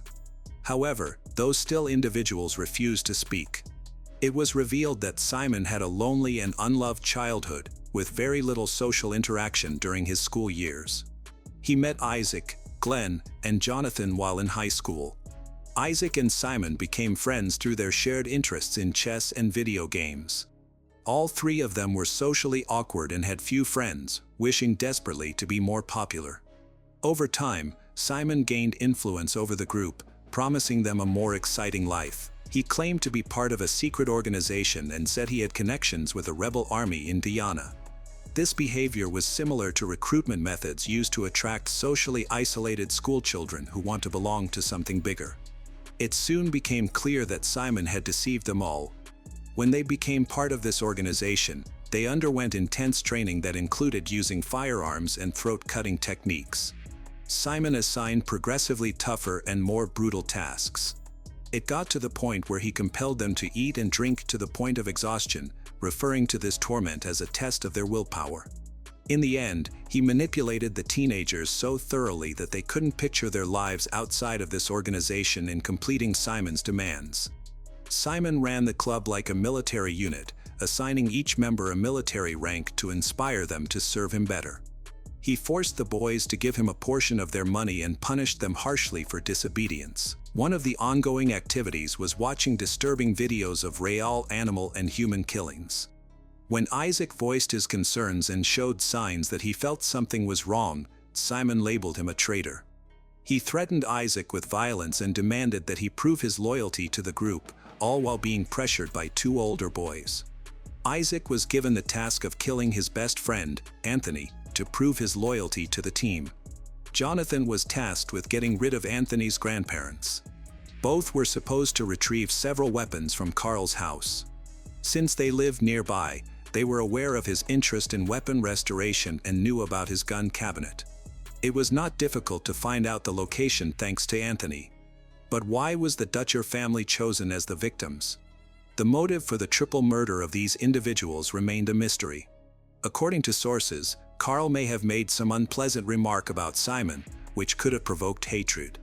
However, there was no confirmation of this. All the students claimed that Simon set them against Carl because the real motive might have been the presence of firearms, which Simon wanted to acquire. When the police raided Simon Sue's house with a warrant, they quickly found evidence that corroborated what the other teenagers had said. Specifically, they discovered several items stolen from Carl. It appeared that real preparations for another crime were underway. The manipulator was found to have several dozen firearms, all of which had been stolen during various assaults. However, prior to the tragedy at Carl Farm, these assaults had not been violent. There were at least 30 pistols and rifles in the house, which now needed to be examined. Despite being 18 years old, the leader of the gang had his own warehouse, containing even more weapons, spare parts in various stages of disassembly, and ammunition. There was a whole arsenal stored there, including an AK-47. According to the police, it could arm a small infantry unit. Simon was taken in for questioning.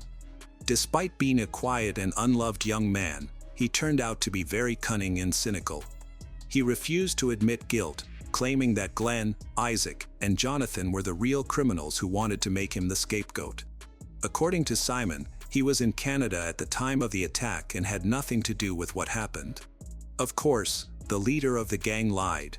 He denied forcing his friends to engage in various extreme activities and described the club they allegedly belonged to as merely an entertainment community. He immediately began to proclaim that all three accomplices had mental and behavioral issues, labeling all of them as aggressive. It was clear he had prepared extensively in case he was caught. Ultimately, it was decided to try all the criminals as adults for the triple murder. Isaac Grimes pleaded guilty to the murder of Anthony Dutcher, his best friend. He was sentenced to 60 years in prison. Jonathan Matheny and Simon Sue were charged with organizing criminal activity, planning murder, and illegal possession of weapons. Jonathan Matheny was also charged with double murder. In the end, Jonathan sentenced to 68 years in prison, while the ringleader, Simon Sue, was sentenced to 53 years in prison. For aiding the criminal group and disposing of the instrument of the crime, Glenn Urban was sentenced to only 2 years in prison. It was proven that he did not plan or commit the crime, though he was fully aware of his friend's plans and did not help prevent the atrocities. Isaac's mother still cannot believe that her son committed such a horrific crime. She struggles to understand how her sweet, kind son, Isaac, turned into a real monster under the influence of a dangerous manipulator. Isaac himself explains his participation in the murder by stating that he was intimidated and threatened. He was warned that if he did not obey and fulfill his role, his family would be killed, which left him feeling forced to stab his best friend. After beginning his sentence, Isaac wrote a letter in which he expressed remorse for the crime he had committed. Some of Anthony's relatives do not believe Isaac's story about intimidation and think that he could have gone to the police, which could have prevented anyone from being harmed, neither his family nor the Dutcher family. Dutcher family feel that the sentences given are too light. They believe Simon and Jonathan should receive the death penalty for the brutal killings of innocent people. Anthony's mother expressed forgiveness towards Isaac and even testified on his behalf during the trial to help lessen his sentence. She thinks that Isaac was manipulated by Simon. After her son's death, she was so heartbroken that she attempted to end her life twice. Despite this, she continues to write letters to Isaac and feels compassion for him. The tragic end of the Dutcher family story is a heartbreaking reminder of human complexity and the consequences of psychological manipulation. The case not only claimed the lives of Anthony, Carl, and Joanna, but it also left deep wounds in the hearts of the family and the community. Although justice was served through the convictions of Isaac, Jonathan, Simon, and Glenn, the Dutcher family's loss remains irreparable. Jennifer's act of forgiveness toward Isaac reflects love and compassion while also raising questions about personal responsibility and the effects of manipulation. Now more than ever, this story draws attention to the need to protect young people from negative influences and reminds us of the value of family and community engagement in preventing similar tragedies. The story of Jonathan Paul Koppenhaver, known as War Machine, is both intriguing and unsettling. He transitioned from being a rising star on a reality TV show to a controversial mixed martial artist and successful adult film actor, ultimately becoming a convicted criminal serving a life sentence. Throughout his career, he crafted an image as a bold and confrontational person, which contributed to his popularity. However, over time, the distinction between his fighting persona and his true self began to fade. He didn't just compete in the screen, his entire life started to resemble a constant struggle. Jonathan was born on November 30th, 1981, in Simi Valley, a suburban area near Los Angeles. He was the oldest of 3 children in a working-class family. His father, of German descent, was a dedicated officer with the Los Angeles Police Department, known for his hard work and discipline. His mother, who had Mexican ancestry, initially worked as a nurse at a local hospital but chose to leave her job after having their first child to focus on raising the family and managing the household. Jonathan, often called John, had a close relationship with his younger brother and sister. For a while, their home life was happy and stable. However, after the birth of their youngest sibling, their mother started to experience significant emotional struggles. She fell into a long-term depression and turned to alcohol for relief. What began as a way to cope quickly became a daily habit. Meanwhile, their father worked long hours and was often away from home, unaware of the worsening situation. As time went on, their mother's condition deteriorated further. She began using banned substance. By the time Jonathan was 10 years old, he had become the primary caregiver for his siblings and even his mother. He was performing well in school, helping his younger siblings with their homework, learning to cook, and managing household duties. However, everything changed when Jonathan was 13. He faced a traumatic event that would affect him for life. One evening, while the entire family was at home, his father suddenly collapsed due to a heart emergency. Their mother was unconscious after taking substances, making Jonathan the only person able to help. He quickly called emergency services and tried to perform life-saving measures on his own, doing everything possible to keep his father alive until help arrived. Unfortunately, despite his efforts, his father passed away before the paramedics got there. Jonathan was just a child, and no matter how hard he tried, he couldn't shake the feeling that he had somehow failed his father. This burden left him with a lasting emotional scar. It is surprising that, even though his mother struggled with alcoholism and banned substance abuse, no one took steps to remove the children from her care. They stayed with her, and John, still a teenager, took on the role of the household leader. They survived on the small savings left by their father. Despite the turmoil at home, John continued to perform well in school and was regarded as one of the top students in his class. Teachers often praised his intelligence, ambition, and quick thinking. However, his behavior outside of school began to change significantly. He became anxious, unpredictable. He easily angered, often getting into arguments and physical fights with his classmates. Jonathan began taking odd jobs at a young age to help support his family. During this time, he developed a deep interest in sports, particularly combat sports, and trained in various disciplines instead of sticking to just one. This training provided him a positive outlet for his aggression, helping him to clear his mind and maintain focus. Over the years, working out became an essential part of his life. He went to the gym daily, where his coach recognized his natural talent, leading many to believe he had the potential to succeed at the highest levels. Despite balancing work and school, Jonathan excelled in both and graduated high school with good grades. Later enrolling at the Citadel. He was academically sharp, but his struggle with managing emotions, particularly anger, resulted in several encounters with the law, including multiple arrests. Jonathan majored in biology for 2 years but was expelled for poor behavior. As a teenager, Jonathan was determined to become a fighter and pursue a career in MMA. He trained relentlessly and participated in every competition available, frequently achieving top results. Over time, more people in the fighting community began to notice him. His name started to gain recognition, bringing him closer to turning professional. In 2000, at the age of 19, Jonathan chose to audition for a popular reality show called The Ultimate Fighter. This show, inspired by successful formats like Big Brother, quickly gained popularity among American viewers, but it had a unique twist. Instead of featuring everyday contestants, the show showcased actual MMA fighters competing for a chance to join the UFC. Initially, Jonathan was not selected. He was turned down during the casting process. However, shortly afterward, One of the chosen contestants sustained a serious injury and had to withdraw from the show.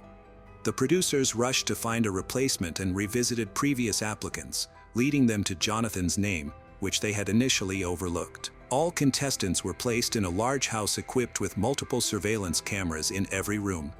They were not allowed to use phones, the internet, or have any contact with the outside world. The grand prize was $1 million. Each week, one participant was eliminated not through voting, but by losing one-on-one fights. The loser had to leave the show and go home. Like most reality TV shows, there was no strict script. Instead, spontaneity and genuine emotions were encouraged. John, known for his bold personality and confrontational style, quickly became a prominent figure on the show. Audiences loved his confidence. Jonathan rapidly gained a fan base, becoming a standout reality star. The Ultimate Fighter attracted more attention for the drama in the house than for the actual fights. Initially, it was purely a competitive sports series, but it transformed into a high-stakes reality show filled with intense confrontations, rivalries, and alliances. Contestants were often split into opposing teams. Jonathan became known for his fiery temperament and tendency to provoke others, often starting fights. His aggressive demeanor increased the tension in the house. The producers seemed to enjoy it. While fans supported him, Jonathan ultimately didn't make it to the finals, as he was eliminated in the 6th season. Although Jonathan did not win the competition, his time on the show brought him significant attention. His professional MMA career began to thrive, starting with a victory over Jared Rollins in his UFC debut. Fighting in the welterweight division, Jonathan participated in a total of 19 matches, achieving 14 wins.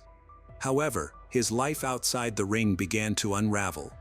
His unpredictable behavior and difficulty managing his anger led to several legal issues. On September 22, 2007, he was arrested for assaulting a Las Vegas man after an argument over a parking space escalated into a physical confrontation. Reports indicate that Jonathan continued to hit the man until he lost consciousness. The victim filed charges, and Jonathan was arrested. Instead of expressing remorse, he gave a controversial interview claiming he had done the man a favor by not causing more harm. His remarks resulted in public outrage, branded him as volatile and dangerous. Ironically, this negative attention ended up benefiting his career. Jonathan embraced the persona of the villain, using his reputation to attract media coverage and gain popularity. His behavior reminded many of another controversial fighter, Conor McGregor, who is known for mixing sports achievements with off-ring issues. In mid-2008, Machine decided to change his name to War Machine, believing it reflected his personality and mindset well. The name sounded tough and intense, fitting for the world of full-contact sports he was involved in. That same year, Machine faced another controversy related to an assault. The situation began over a minor issue but quickly escalated to legal action. Many observers noted that Machine was on a dangerous path. He seemed to look for reasons to start fights and actively sought out confrontation. Even with the incidents and arrests, his professional MMA career continued to flourish. He participated in major events and secured numerous victories, gaining recognition in the MMA community. Before long, he was invited to fight in the UFC, the sport's top organization. He also received a Knockout of the Night award for his outstanding performance in the octagon. In 2009, Machine made an unexpected announcement. He intended to pursue acting, but not in a conventional way. He decided to join the adult entertainment industry. Thanks to his youthful looks, rugged, and athletic build, Machine made a notable impact on screen. His performances soon attracted a lot of attention, making his career in this field as discussed as his MMA achievements. During his first year, he appeared in 13 films, frequently working with established performers. He adeptly managed both his fighting and acting careers while securing various endorsement deals that generated substantial income. In August 2010, Machine was sentenced to 1 year in county jail for felony assault stemming from a fight at a bar in Point Loma earlier in the year, as well as another fight at a bar in Pacific Beach, San Diego. He was held in San Diego's George Bailey County Detention Facility. During his time in prison, Machine continued to exhibit confrontational behavior, leading to numerous altercations. This resulted in him being labeled as high risk and spending most of his sentence in solitary confinement. Observers began to realize that his aggression had evolved beyond a competitive attitude and was instead indicative of a significant behavioral issue. Some speculated that the pressures of fame or emotional instability might be contributing factors. After his release, Machine returned to the ring and achieved several impressive victories against tough competitors such as Roger Huerta, Blas Avena, and Vaughn Anderson.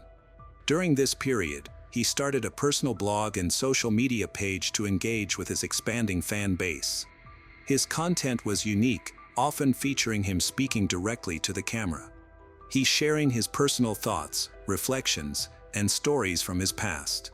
Within just a few days, tens of thousands of fans subscribed to his platform. His audience was varied. Some were interested in his fighting career, others in his experiences in the film industry, and many were drawn in by the controversy surrounding him since his early days on reality TV. In 2011, Machine launched his own line of athletic and casual clothing.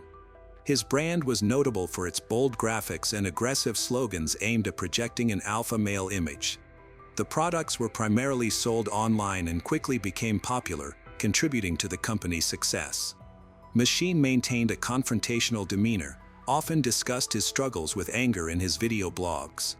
His language was often profane, and he frequently expressed frustration with people he found irritating, sometimes implying he would respond with violence if provoked. He even filmed himself getting into heated confrontations with strangers on the street. By 2013, Machine had achieved the height of his adult film career, frequently appearing in adult productions and taking part in bold photo shoots for popular magazines. During one of these shoots, he worked with a model named Christy Mack. Although she was 11 years younger than he, they had an instant connection and quickly developed a passionate relationship. Christy was born in 1992 in a small Indiana town. She grew up in a modest family with no connections to the entertainment industry. Her former classmates and teachers remember her as quiet, kind, and responsible. She had a passion for literature, took her studies seriously, and enjoyed dancing in her free time. During high school, Christy developed a romantic relationship with a classmate, and they decided to get married. Despite strong objections from both sets of parents about their young age, the couple went ahead with their plans as soon as they turned 18. Unfortunately, their marriage soon fell apart. They realized they were not ready for adult life. Love quickly faded. Just 4 months after getting married, they filed for divorce. After her breakup, Christy wanted to start anew and decided to leave her home for Florida. She moved to Miami and took whatever jobs she could find to pay her rent, make ends meet. She worked as a waitress, retail clerk, even took on promotional work. One day, a representative from a modeling agency noticed her. Initially, Christy did catalog shoots for fashion brands, but soon she was offered more provocative modeling jobs that paid much better. She accepted these opportunities, and before long, she began getting offers to act in adult films. She chose a memorable stage name that became well known. Christy quickly became a regular in adult film productions, including a notable parody based on a popular superhero franchise. Her work in the industry earned her several awards. In February 2013, she launched her first boutique that focused on intimate apparel and lifestyle accessories. The business quickly gained popularity, grew into a successful retail chain. When Machine and Christy first met, both were already prominent and successful figures in their fields. They had established careers in the media and each owned businesses that sold branded merchandise. Their popularity was quite similar. Right from the start of their relationship, they were frequently seen together at various events. They attended award shows, red carpet events, and industry parties, often stopping for photos, participating in joint interviews. They even secured a few endorsement deals as a couple with major brands. Within months, Machine and Christy became known as a glamorous and inseparable pair who seemed to have everything. They appeared happy, discussed their future plans. To outsiders, their lives looked perfect. Behind the scenes, things are getting worrying. Off camera, Machine was just as intense, unpredictable as he had been in the ring. In public, he acted like a devoted boyfriend, but privately, he was controlling and manipulative. He monitored Christie closely, showed extreme jealousy, frequently started arguments. His behavior escalated to outright aggression over time. Christie suffered from regular emotional and physical abuse. He would insult her, make threats, and there were several instances where he reportedly put his hands around her neck in moments of rage. During one of these events, her mother, who was visiting, saw it happen. Shocked, she urged Christie to leave Machine right away. Machine had a quick temper and often exploded without warning. Once, during a heated argument in the car, he suddenly slammed on the gas and drove straight toward a wall, shouting that he would take them both down with him. Christie barely managed to grab the steering wheel in time to avoid a crash. In another similar situation, she quickly unbuckled her seatbelt and jumped out of the car at a red light. Although Christie tried to end their relationship multiple times, Machine always found a way to pull her back in, pleading for another chance and promising to change. Deep down, she understood there was no future with him, but she was scared. She didn't know how to leave without triggering one of his violent outbursts. She endured this for a year, carefully considering her options. In April 2014, Christie finally found the courage to have an important conversation. She prepared herself for a difficult reaction, but to her surprise, Machine calmly agreed that they should take a break. He expressed understanding and seemed willing to give her the space she needed. Although it seemed he had accepted the decision, that was only a facade. During the first month after the breakup, Christie felt constantly anxious, fearing that Machine might come back to stalk her. Thankfully, nothing of the sort occurred. As time went on, her anxiety lessened, and she gradually returned to her normal life. By July, she started dating a new guy named Corey Thomas. On August 8, 2014, Christie and Corey were in her Las Vegas apartment, lying in bed. Without warning, Jonathan, who had a key he never returned, entered quietly, attacked Corey. He struck Corey repeatedly with his fists and bit him multiple times, causing severe injuries to Corey's face, shoulders, and chest. Jonathan then straddled Corey and began to choke him. Terrified, Christine intervened when she saw Corey start to lose consciousness. Machine suddenly released his grip, pulled Corey by the hair, threatened him, saying he had to leave and couldn't call the police or he would finish what he started.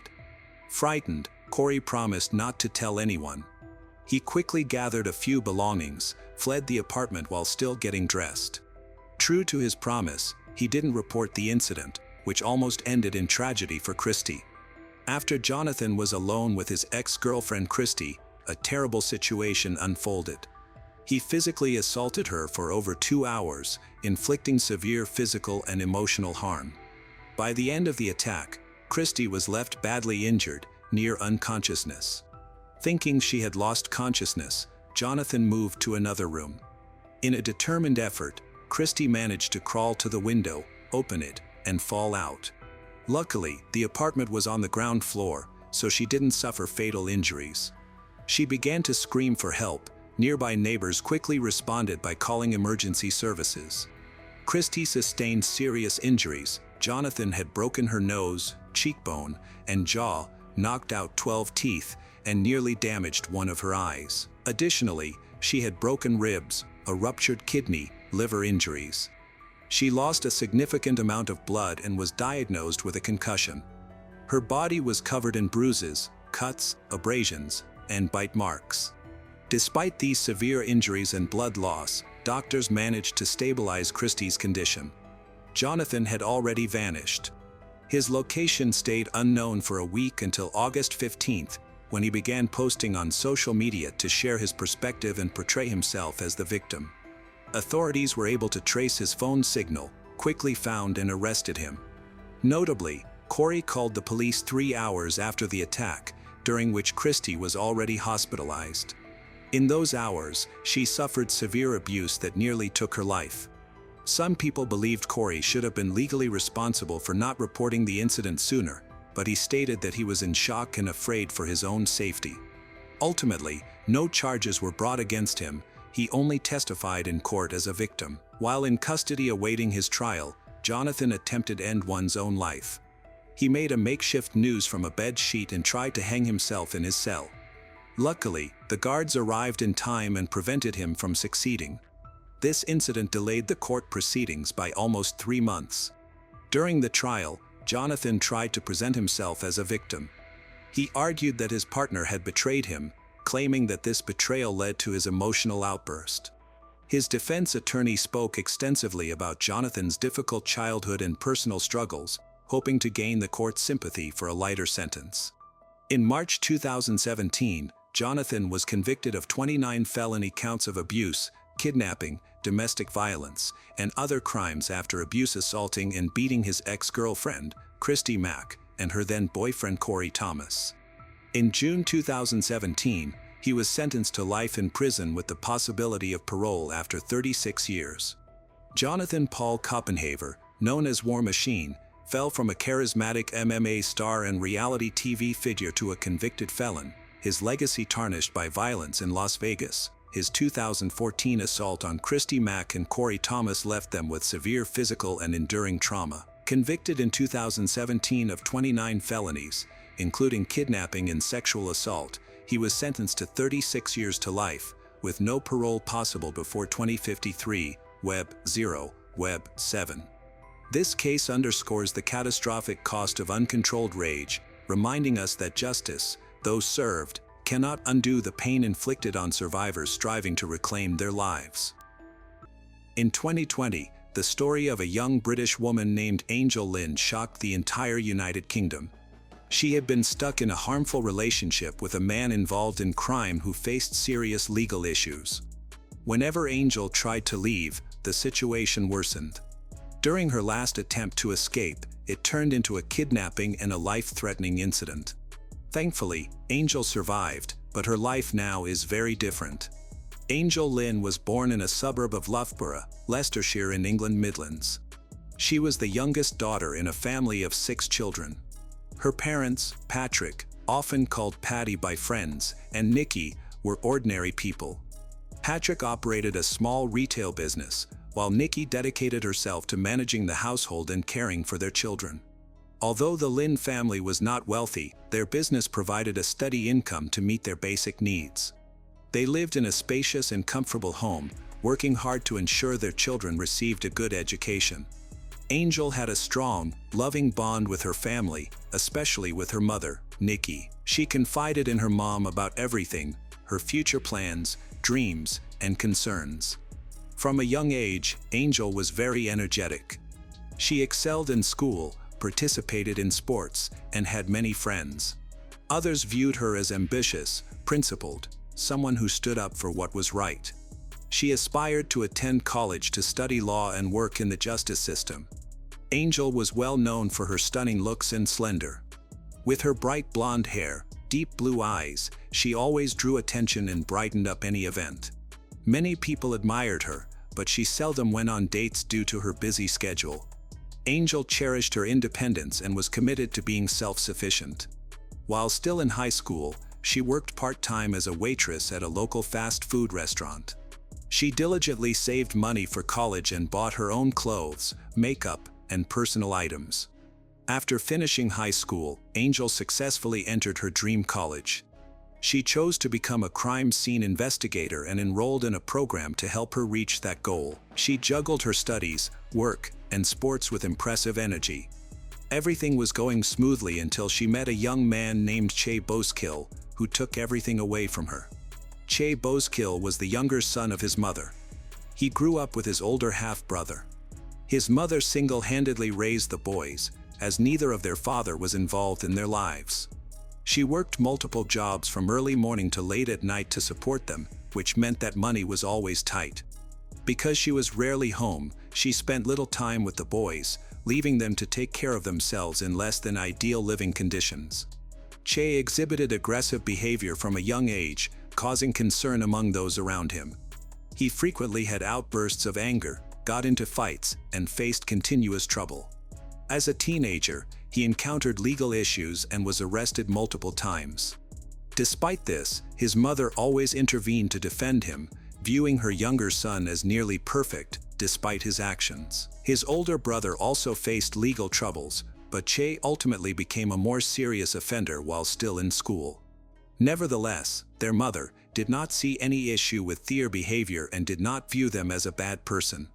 At only 15 years old, Che got involved in crime. He began by stealing cars and taking them apart for parts. Soon after, he joined a local gang where he quickly built a reputation, found his role. It's important to mention that Che was following his brother's path. However, his brother was less aggressive and better at managing his anger.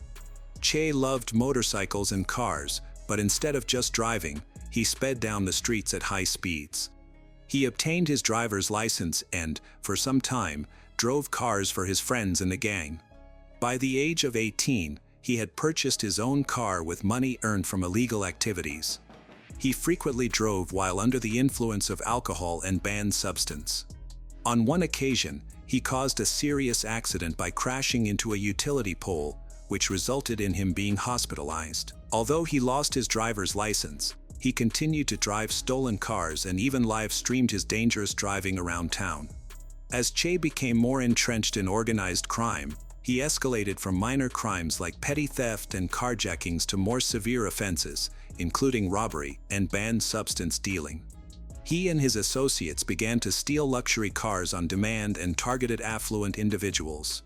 Che took pride in being a bad guy. Despite being arrested multiple times, he consistently managed to evade significant penalties, often receiving only light sentences.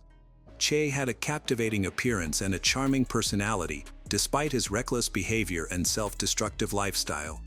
Even as a teenager, he easily attracted the attention of girls. When his illegal activities started making money, he spent it lavishly to impress those he liked. However, his bad temper and aggressive nature prevented him from maintaining any meaningful relationships.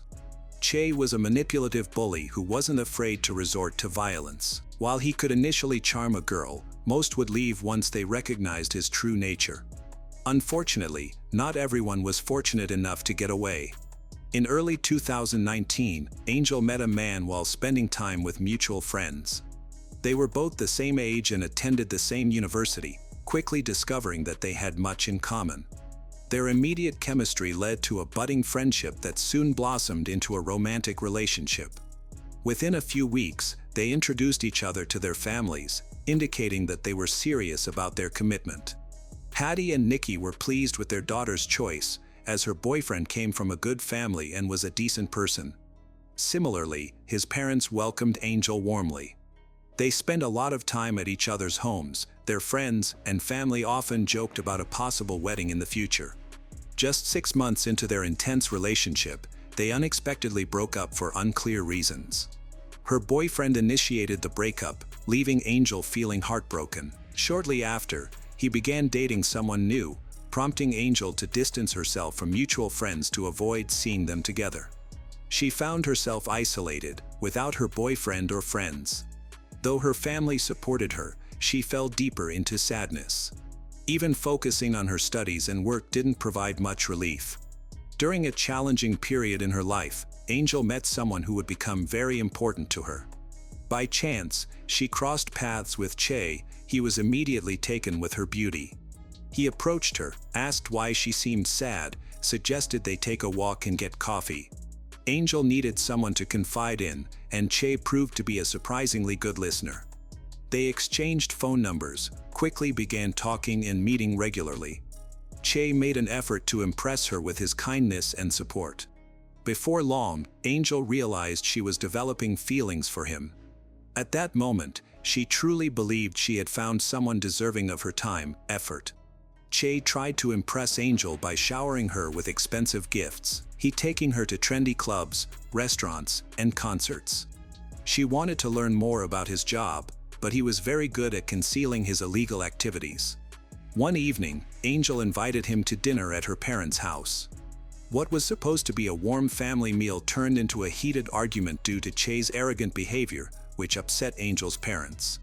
Afterward, Nikki, Angel's mother, expressed her concerns about Che and urged Angel to end the relationship. To avoid upsetting her parents, Angel told them that she and Che were just friends, promised to spend less time with him. However, Angel and Che continued their secret relationship, never thinking about breaking up. Che made reservations at fancy hotels for their romantic evenings together. Angel felt she was with a good man, she had fallen in love with him. Che was still in frequent contact with his girlfriend. They called each other many times a day and sent constant texts. He often inquired about her whereabouts, activities, companions. Trusting him, Angel shared everything, believing this was his way of showing he cared.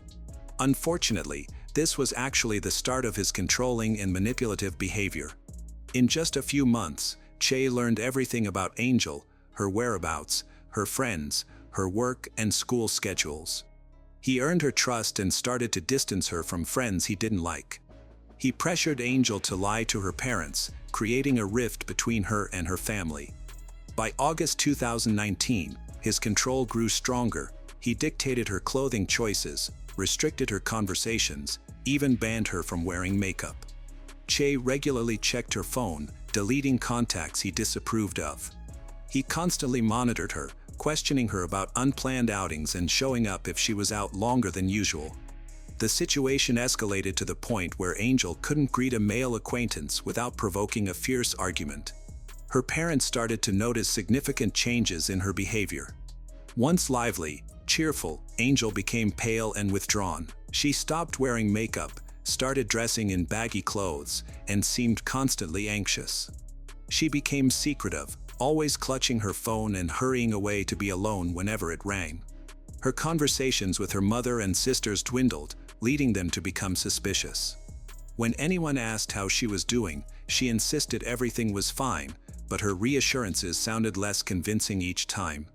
As a result, the distance grew between Angel and her family. Che took control of her life, turning her from a vibrant young woman into someone isolated and invisible, who believed her only worth was to him. Che began to control every part of Angel's life, even trying to persuade her to quit school and work, promising to handle everything for her. Despite this, Angel was determined to pursue her dreams. Che's control grew stronger. He accessed her social media accounts, installed a tracking app on her phone. He monitored her every move and conversation.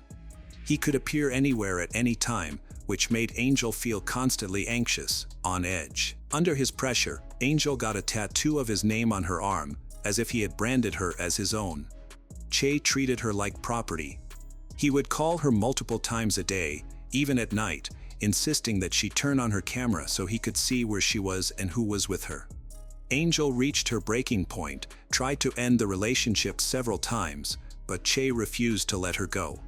What started as a romantic relationship turned into pure manipulation.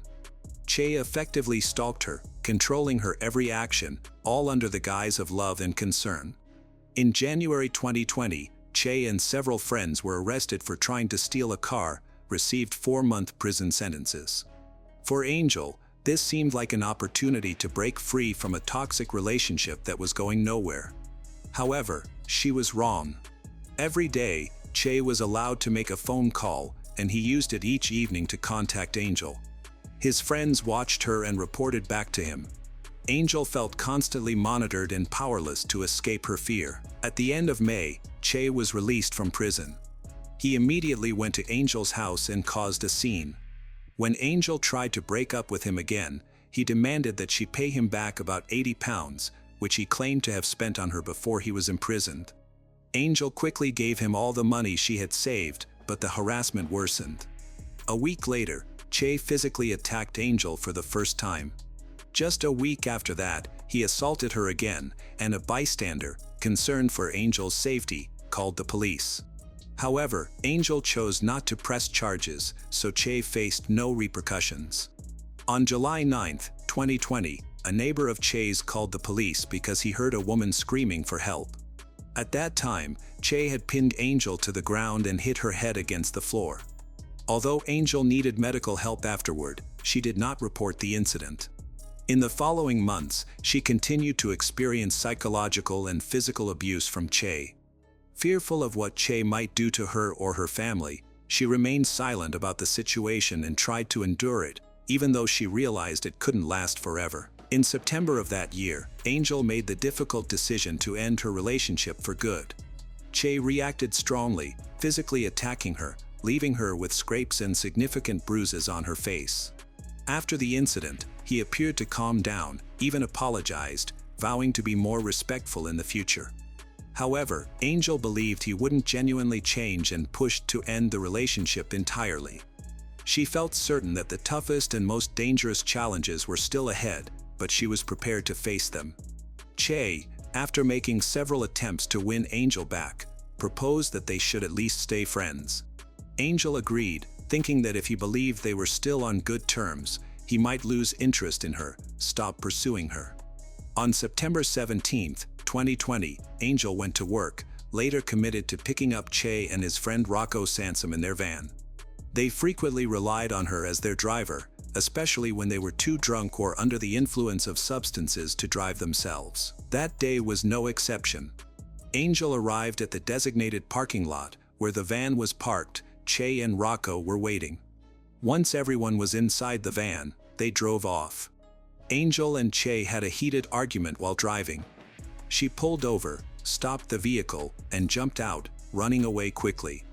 This incident was recorded by street surveillance cameras. In the footage, Che can be seen angrily chasing after her. He catches her and forces her back into the van before taking the driver's seat himself. The vehicle then sped away, completely disregarding traffic laws. This situation amounted to a kidnapping, as Angel was trapped inside the van with two men. She was clearly terrified. It's unclear what she experienced during that time. In the next 15 minutes, the police received numerous reports about a suspicious van speeding away from town, with the driver behaving erratically. However, officers couldn't respond in time before a tragic event occurred. Suddenly, the passenger door of the van flew open, and Angel fell out at high speed, narrowly avoiding being struck by two cars following closely behind. Fortunately, the drivers reacted quickly and stopped their vehicles. They rushed to her aid. Someone called the police. Meanwhile, the van continued for about 100 kilometers per hour as if nothing had happened, then slowed down and returned to the scene. To any onlookers, it might have appeared that the driver had simply dropped something small and returned to retrieve it. Che approached the gathering calmly, told those present that the injured young woman was his girlfriend, that they had just argued. He said he wanted to break up with her and that she had lost control, attempting to jump out of the moving van. However, his account seemed unconvincing. He stayed on the scene, waited for the medics and police to arrive, repeating his story verbatim. It was evident that he believed Angel wouldn't survive. He seemed to be shifting all the blame onto her. His friend Rocco, who was also in the van, supported his version of events, mirroring his words. Despite her severe injuries, Angel was still breathing when she was rushed to the nearest hospital by ambulance. Unfortunately, the chances of saving her were low. She had broken ribs, broken limbs, a compression fracture in her spine, and many cuts, bruises. The most critical injury was a traumatic brain injury that led to significant bleeding in her brain. For several days, doctors fought tirelessly to save her life. She underwent multiple complex surgeries, including one to remove part of her skull to relieve pressure on her brain. Her heart stopped several times, and she was clinically dead on those occasions, but the medical team was able to revive her each time. Eventually, Angel was placed in a medically induced coma and put on life support. Her chances of waking up were nearly non-existent. The doctors were astonished that she had survived the initial accident, but their outlook was bleak. They warned the Lin family that, even if she miraculously survived and could breathe independently, she would likely remain bedridden and in a permanent vegetative state. They suggested considering the option of disconnecting her from the costly life support machines, but her parents refused to even think about it. Che and Rocco were held at the scene and taken to the police station for questioning. They both insisted they had done nothing wrong, claiming that Angel was out of control and that the incident stemmed from her attempts to take her own life. However, security camera footage showed a different reality. Che was charged with kidnapping, unlawful imprisonment, causing serious physical harm. Rocco was arrested as an accomplice. Both remained in jail while waiting for their court appearances. The trial started in January 2022, with new charges of assault and harassment added. The defendants did not admit guilt. The prosecutors failed to provide clear evidence that Angel was intentionally thrown from the moving van. As a result, the jury could not come to a unanimous verdict, leading to the defendants receiving relatively light sentences. Rocco was sentenced to just 21 months in prison for his involvement, while Che received a 7-year sentence. The Attorney General referred Che Bauskil's sentence to the Court of Appeal under the lenient sentences scheme. In March 2022, the court increased his sentence to 12 years. However, Che will still be eligible for parole after serving 8 years. Despite the doctor's discouraging predictions, Angel continued to fight for her life. Although she suffered significant brain damage, she eventually began to breathe on her own. After a few months, the doctors lifted her from the medically induced coma. Initially, she did not recognize anyone, could not control her movements, and needed to be fed through a tube. There were no indications that she was aware of her surroundings. Meanwhile, Angel's cousin, Farron Davis, has set up a GoFundMe page to help her recover from the horrific incident. Kind strangers and members of her community have donated nearly £200,000, which will be used to renovate the family home, as they have received no assistance from the council. Angel is now doing well and will soon be able to move out of the flat and live with her family once the construction work is complete. Her sister, Rhiannon, is planning to move nearby from Newcastle so she can join her mother in looking after her. In the spring of 2022, her parents brought her home to care for her themselves. A year later, in May 2023, Angel amazed everyone by starting to respond to her environment. Just a month after that, she looked at her mom, Nikki, and called out, "Mom." Now, Angel Lynn is going through a lengthy rehabilitation process, has even begun to take her first steps. Although the doctors are skeptical about her returning to her previous life, her parents refuse to accept that possibility because their daughter has shown time and again that she is a fighter. Hello again, true crime fans. We've got another mysterious case to explore. The case of Shannon Medill. Shannon Medill was born in 1989 in Alberta, Canada. She spent years honing her acting skills. Her journey was challenging, but she was ready to start a new chapter in her life. On November 26, 2014, Shannon auditioned and was selected. But before she could celebrate her achievement, she disappeared without a trace. After a day passed without Shannon returning home, her family's worries grew as no one could reach her. Shannon's family was confused. Not knowing what could have happened, they called her cell phone, sent messages on all social media platforms, and left emails. But Shannon did not respond. Her behavior was unusual and completely out of character. Shannon's family contacted the police, but they stressed that Shannon was an adult who had the right to come and go without informing anyone, however. Shannon's family insisted that this behavior was out of character for her and that a search had to be launched. Fearing that something terrible might have happened, Shannon was the youngest of 4 children. From a young age, she loved being the center of attention and was very creative. She loved to sing and began performing in small shows in kindergarten. Showcasing her acting talent during her school years, ultimately did not complete her studies. Choosing instead to focus on her acting skills, Shannon spent her days attending auditions and interviews, but she was constantly rejected, however. During this time, she found an opportunity in comedy and began performing stand-up, which helped her become famous in 2010. When Shannon turned 21, she attended a party with friends to relax there. She met Joshua Burgess. He was quite different from Shannon, but they quickly connected, and these differences eventually helped balance each other out. The couple enjoyed spending time together, watching TV and playing video games. They shared many interests, which strengthened their relationship. After 4 years of dating, the couple decided to get married. In May 2014, Shannon began planning her wedding. With Joshua's active support, their wedding, attended by only their closest family members, was a joyous event, however. The couple did not seem completely happy. Over the next month, Shannon focused on her acting career, attending more auditions, some of which took place in Edmonton, a city 3 hours north of Calgary, where she lived with her husband This meant she spent a lot of time traveling between the two places. Shannon has appeared in numerous television shows, voiced audiobooks, and even acted in plays. She has often expressed her belief that great success awaits her in Edmonton.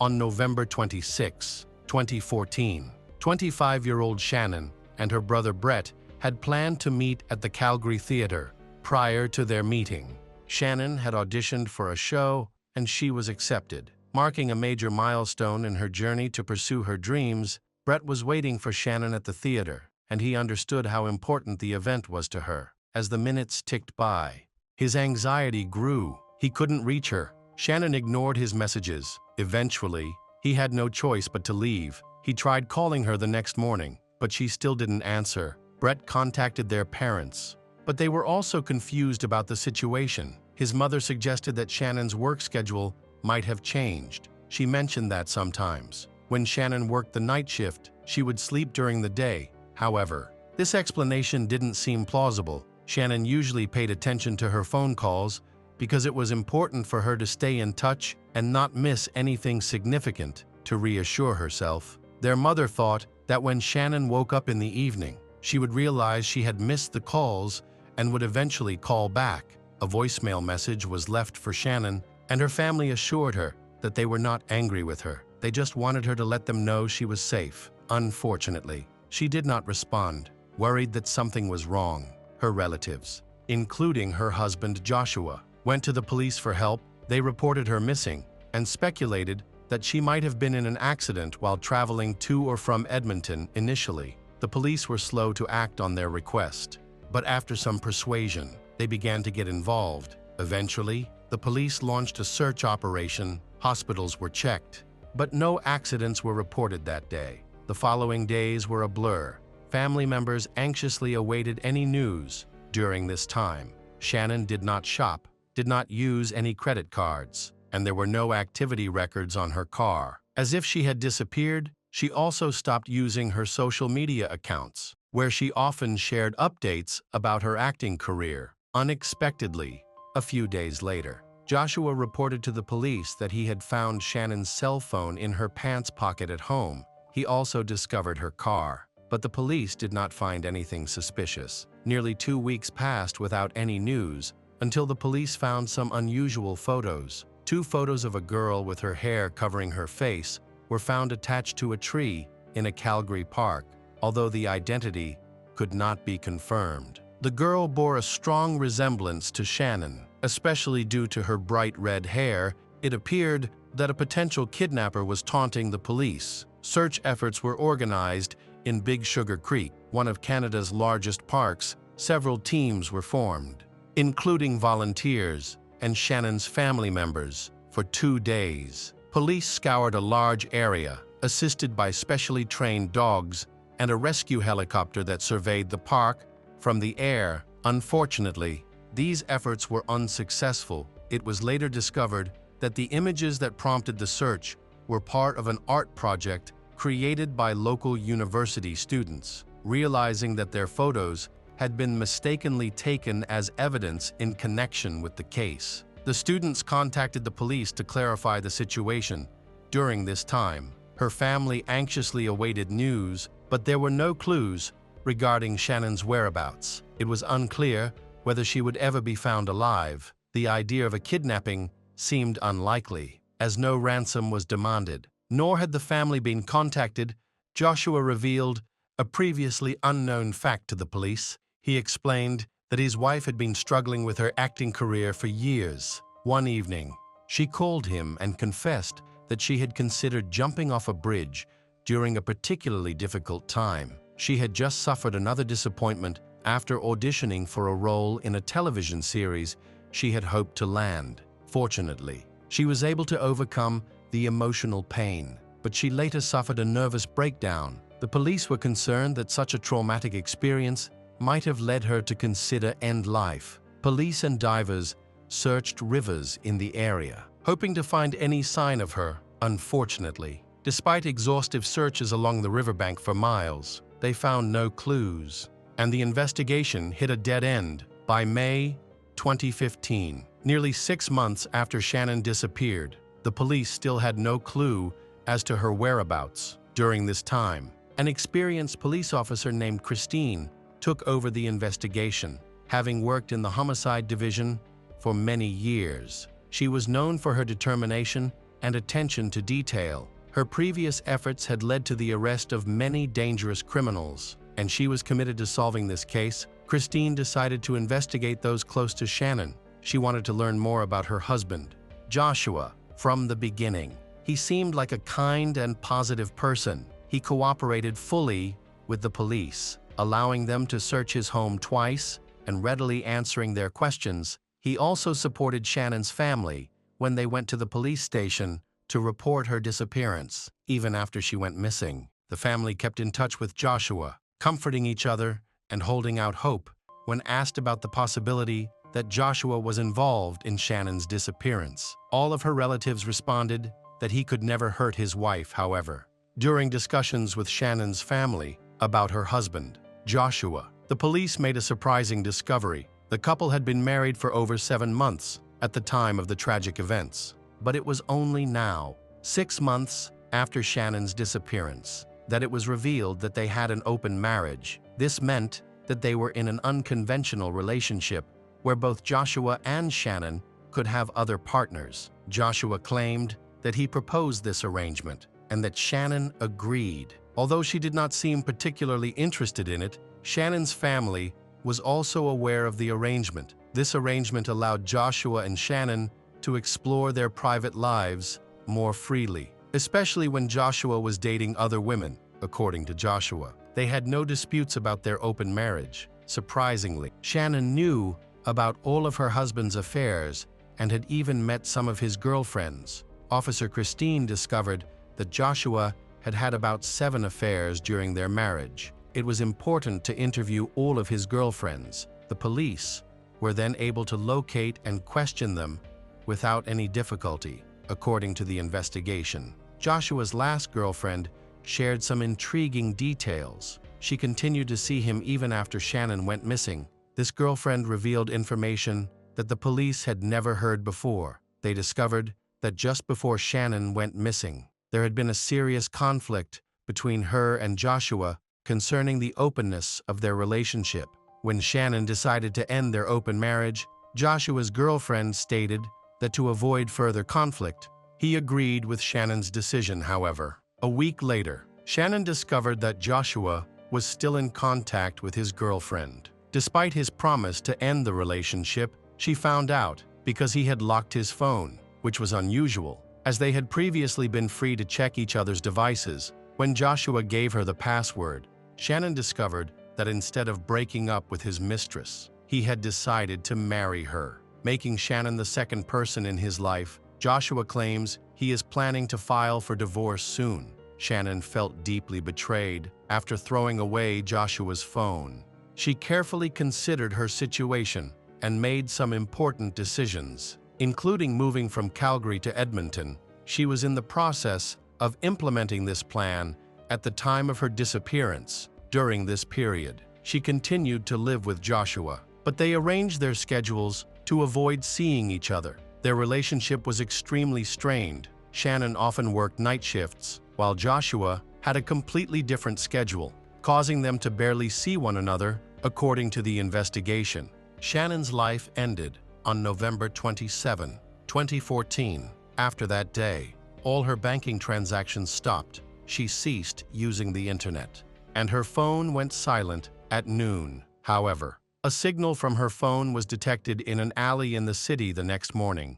Joshua later claimed that he had found the phone at home. Interestingly, a few days later, Joshua also discovered Shannon's car, but could not explain how he found it. All of this seemed very suspicious to Officer Christine. Christine decided to speak to Joshua again. Meanwhile, an application to confiscate Joshua's phone had been filed, as he was increasingly considered a prime suspect in Shannon's case. In addition, the police decided to confiscate the car. On June 2, 2015, 7 months after Shannon's disappearance, Police Christine, along with other police, went to Joshua's house. They brought a search warrant to confiscate his cell phone and car. The officers knocked on the door and asked to enter the house. But initially, Joshua did not answer.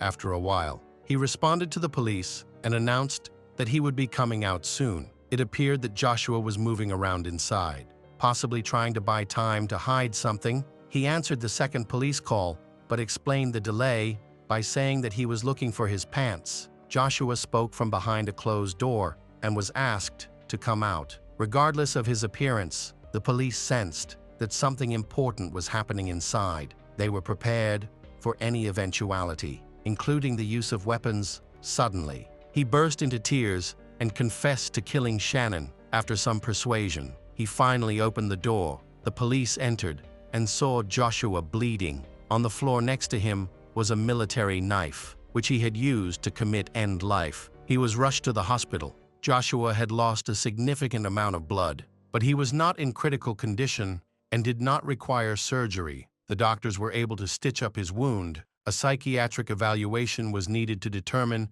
whether he was a danger to himself or others. When Joshua was taken into the interrogation room, he only said that he would confess his love to Shannon if he could see her alive, and he did not say anything else. Meanwhile, the police searched Joshua's home with the help of sniffer dogs. Later, they discovered a body buried in the yard, and during the excavation, they found enough evidence to secure a conviction. However, they still wanted to obtain a confession and hear Joshua's account of the events. On the second day after his arrest, Joshua provided a detailed account of the events on the day Shannon went missing. He returned home and found her sitting on the couch. She appeared very upset and immediately accused him of cheating, calling him a traitor for the affair. In a fit of rage, she lost control and said many harsh words to him. Unable to bear her accusations, Joshua tried to cover her mouth with his hand. In response, Shannon bit him and continued to insult him, expressing her disgust at his attempts to touch her. In a fit of rage, Joshua grabbed Shannon by the neck and began to strangle her until she stopped breathing. When he realized she was dead, he became frightened and was unable to call an ambulance because she was dead. When Joshua recounted this, he became emotional, cried, and clearly felt remorse for his actions. Finally, the confession brought him relief after 8 long months of carrying this secret. During this time, Shannon's body lay in their home. Despite being checked twice by the police, they ignored the containers on the back porch, which were hidden under trash bags to avoid detection. Joshua Burgess was charged with second-degree murder. Shannon's family eventually learned the truth about what had happened, shocking everyone to discover that the killer had been near them the entire time. Even helping to find Shannon, Joshua's trial attracted considerable public and media attention. Despite his remorse, Joshua did not want to make his confession public and refused to attend the trial. Shannon's family believed that he was a coward who did not dare to face Shannon's loved ones. The prosecutor's office and the family contended that it was a premeditated murder and that he was still trying to hide the evidence. He acted as if nothing had happened. Hoping to escape prosecution and punishment at the last minute, the jury found Joshua Burgess guilty of second-degree murder, and he was sentenced to life in prison. With the possibility of parole after 10 years, the family of the Shannon was unhappy with this sentence. They believed that it was Joshua's lifestyle that led to the end of Shannon's life. Hello, crime enthusiasts. Are you ready for another chilling investigation? The case of Stephanie Fernandez. In 2009, Stephanie Fernandez was living in Massachusetts with her 6-year-old daughter, Adelina. Stephanie, a single mother, was struggling financially and had no money to support them. She had learned to dance while she was in school and was quite flexible to make ends meet. Stephanie decided to earn money by dancing in nightclubs and performing for men. She kept her work a secret from Adelina, who only knew that her mother worked nights. One night at work, Stephanie noticed a handsome man staring at her after her performance. She approached him, and they talked for an hour. His name was Andrew Wagner. During their first conversation, they seemed to get along well and discovered they had a lot in common. Stephanie gave him her phone number and they arranged to meet after her shift, where they both admitted their feelings for each other at the time. Andrew worked at a tire shop, but he aspired to be a police officer and was looking for an opportunity in that field. Stephanie and Andrew's relationship progressed quickly. She introduced Andrew to her daughter, Adelina, and they soon began living together. Adelina called Andrew her stepfather and treated him like a friend. They enjoyed spending time together, often watching television. However, over time, their love began to fade. Andrew and Stephanie started to argue, largely because Andrew was upset with Stephanie's job as a dancer in a nightclub. He wanted her to perform only for him and was unhappy that she continued to work there, even though Stephanie had quit her job for a while. Their arguments continued. One day, Adelina witnessed Andrew grabbing her mother's head and nearly slamming her into a wall, despite their troubled relationship. In 2012, 3 years after they first met, Andrew proposed to Stephanie and gave her a ring. She happily accepted his proposal and agreed to marry him. At the same time, Andrew started a new job at a correctional facility, bringing him closer to his dream of working in law enforcement. It seemed like their relationship had improved. But by early 2013, Stephanie decided to leave Andrew and rekindle her relationship with her ex-boyfriend Michael, who was 13 years her senior. Stephanie and Michael first met when she was 19 and he was 32. They began dating in the early 20s, but their relationship ended after a while. In 2013, when Stephanie was 30, she rekindled her relationship with Michael a few months later. He proposed to her at the same place they had first met and gave her a $44 ring. Stephanie accepted his proposal, but just a month later, they had a serious argument at Michael's house. During the argument, Stephanie picked up a kitchen knife and swung it at him. Michael disarmed her, and it seemed like the matter was resolved. However, the conflict escalated during another argument. This time, Stephanie picked up a knife again, and Michael defended himself by using a chair as a shield. Stephanie stabbed the chair 4 times before leaving the room. Concerned for their safety, Michael gathered all the knives in the house and hid them. After these incidents, Michael decided that he did not want to marry Stephanie anymore and broke off the engagement just a month after the proposal. In late 2013, Stephanie got back together with Andrew and moved into a new house with him. After moving to their new home in Massachusetts, tensions flared again between Andrew and Stephanie. They decided it was time to plan for a pregnancy and set a wedding date for October 2014. On the evening of May 7, 2014, Stephanie put her daughter Adelina to bed on the second floor and went into the kitchen to prepare dinner. Andrew was in the living room, watching TV. That night, they each had 2 glasses of wine. During the conversation, Andrew began asking Stephanie what she had done that week while he was at work. Andrew accused Stephanie of cheating on him, and the couple began to argue. After a while, Andrew expressed a desire to be intimate, but Stephanie refused. In a fit of anger, he threw her onto the couch, grabbed her by the neck with one hand, and tried to pull down her pants. He then grabbed a nearby weapon and pointed it at Stephanie's head, threatening her. When Andrew backed away, and Stephanie quickly ran into the kitchen to grab a knife, telling him to stay away from her. After this encounter, Andrew became even angrier. He grabbed her head and tried to smash it against the wall. In desperation, Stephanie attacked him with the knife. Andrew fell to the floor, and she began to cry loudly. Unable to find a phone to call 911, she ran to her neighbor, who was a nurse, for help. The neighbor opened the door. Not knowing what was happening, she saw Stephanie standing there in a t-shirt and sweatpants. Stephanie desperately called for help, saying that her fiancé was bleeding.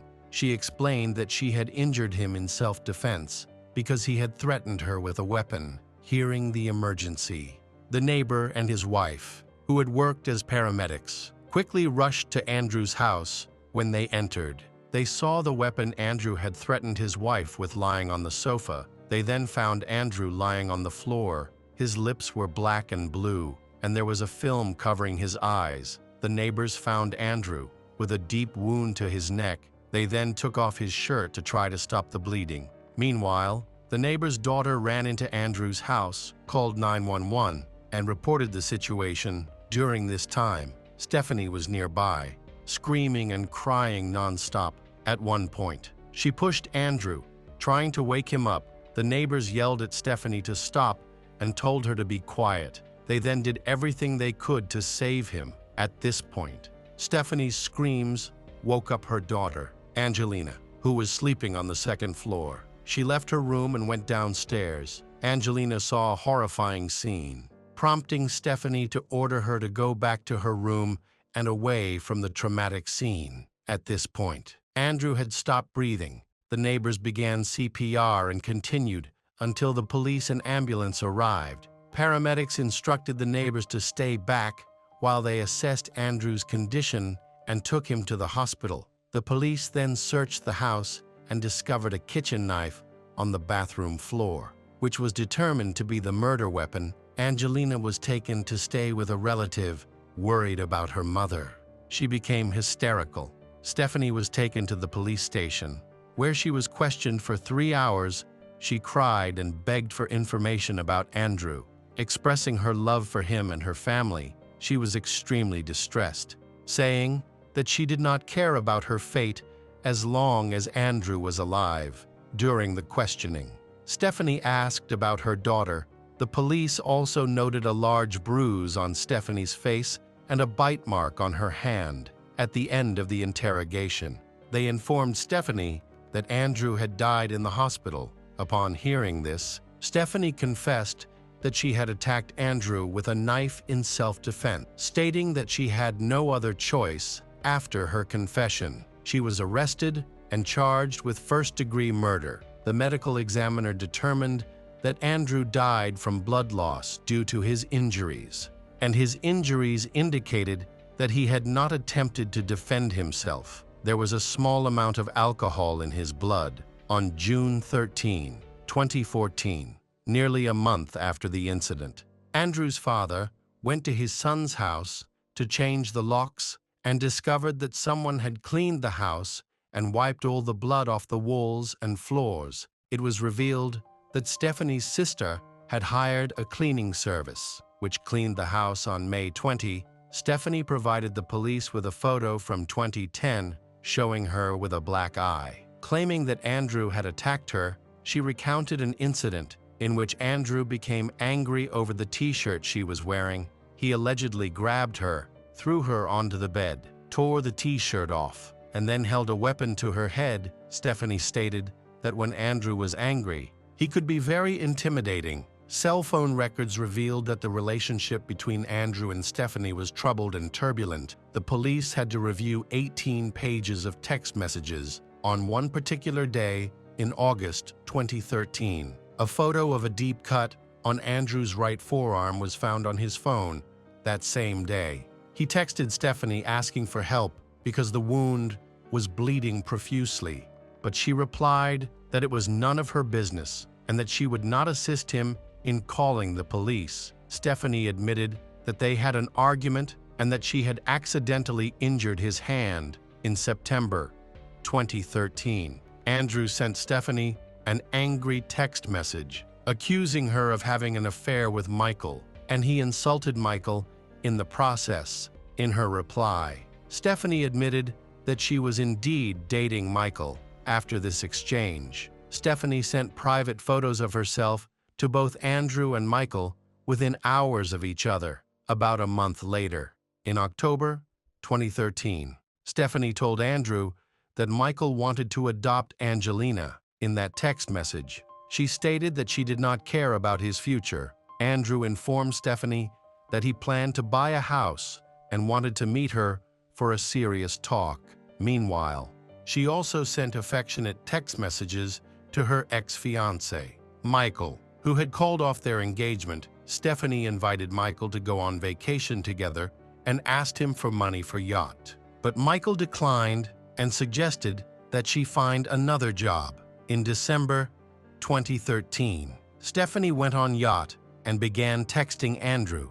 Sharing how much fun she was having, she also asked him if he had a girlfriend after the cruise. Stephanie reconciled with Andrew and moved into his new home. Their text messages revealed that she had become pregnant shortly after they got back together, although things seemed to be improving. Stephanie frequently expressed to Andrew that she felt abandoned by his long hours and lack of communication. In January 2014, at a doctor's appointment, Stephanie received the devastating news that her baby's heartbeat had stopped. She texted Andrew, saying that she felt like she had lost a part of herself. Andrew's parents noticed that their son was becoming more distant and that their communication was decreasing. In February 2014, just 3 months before the tragedy, Andrew's mother tried to contact him but was unable to reach him by phone.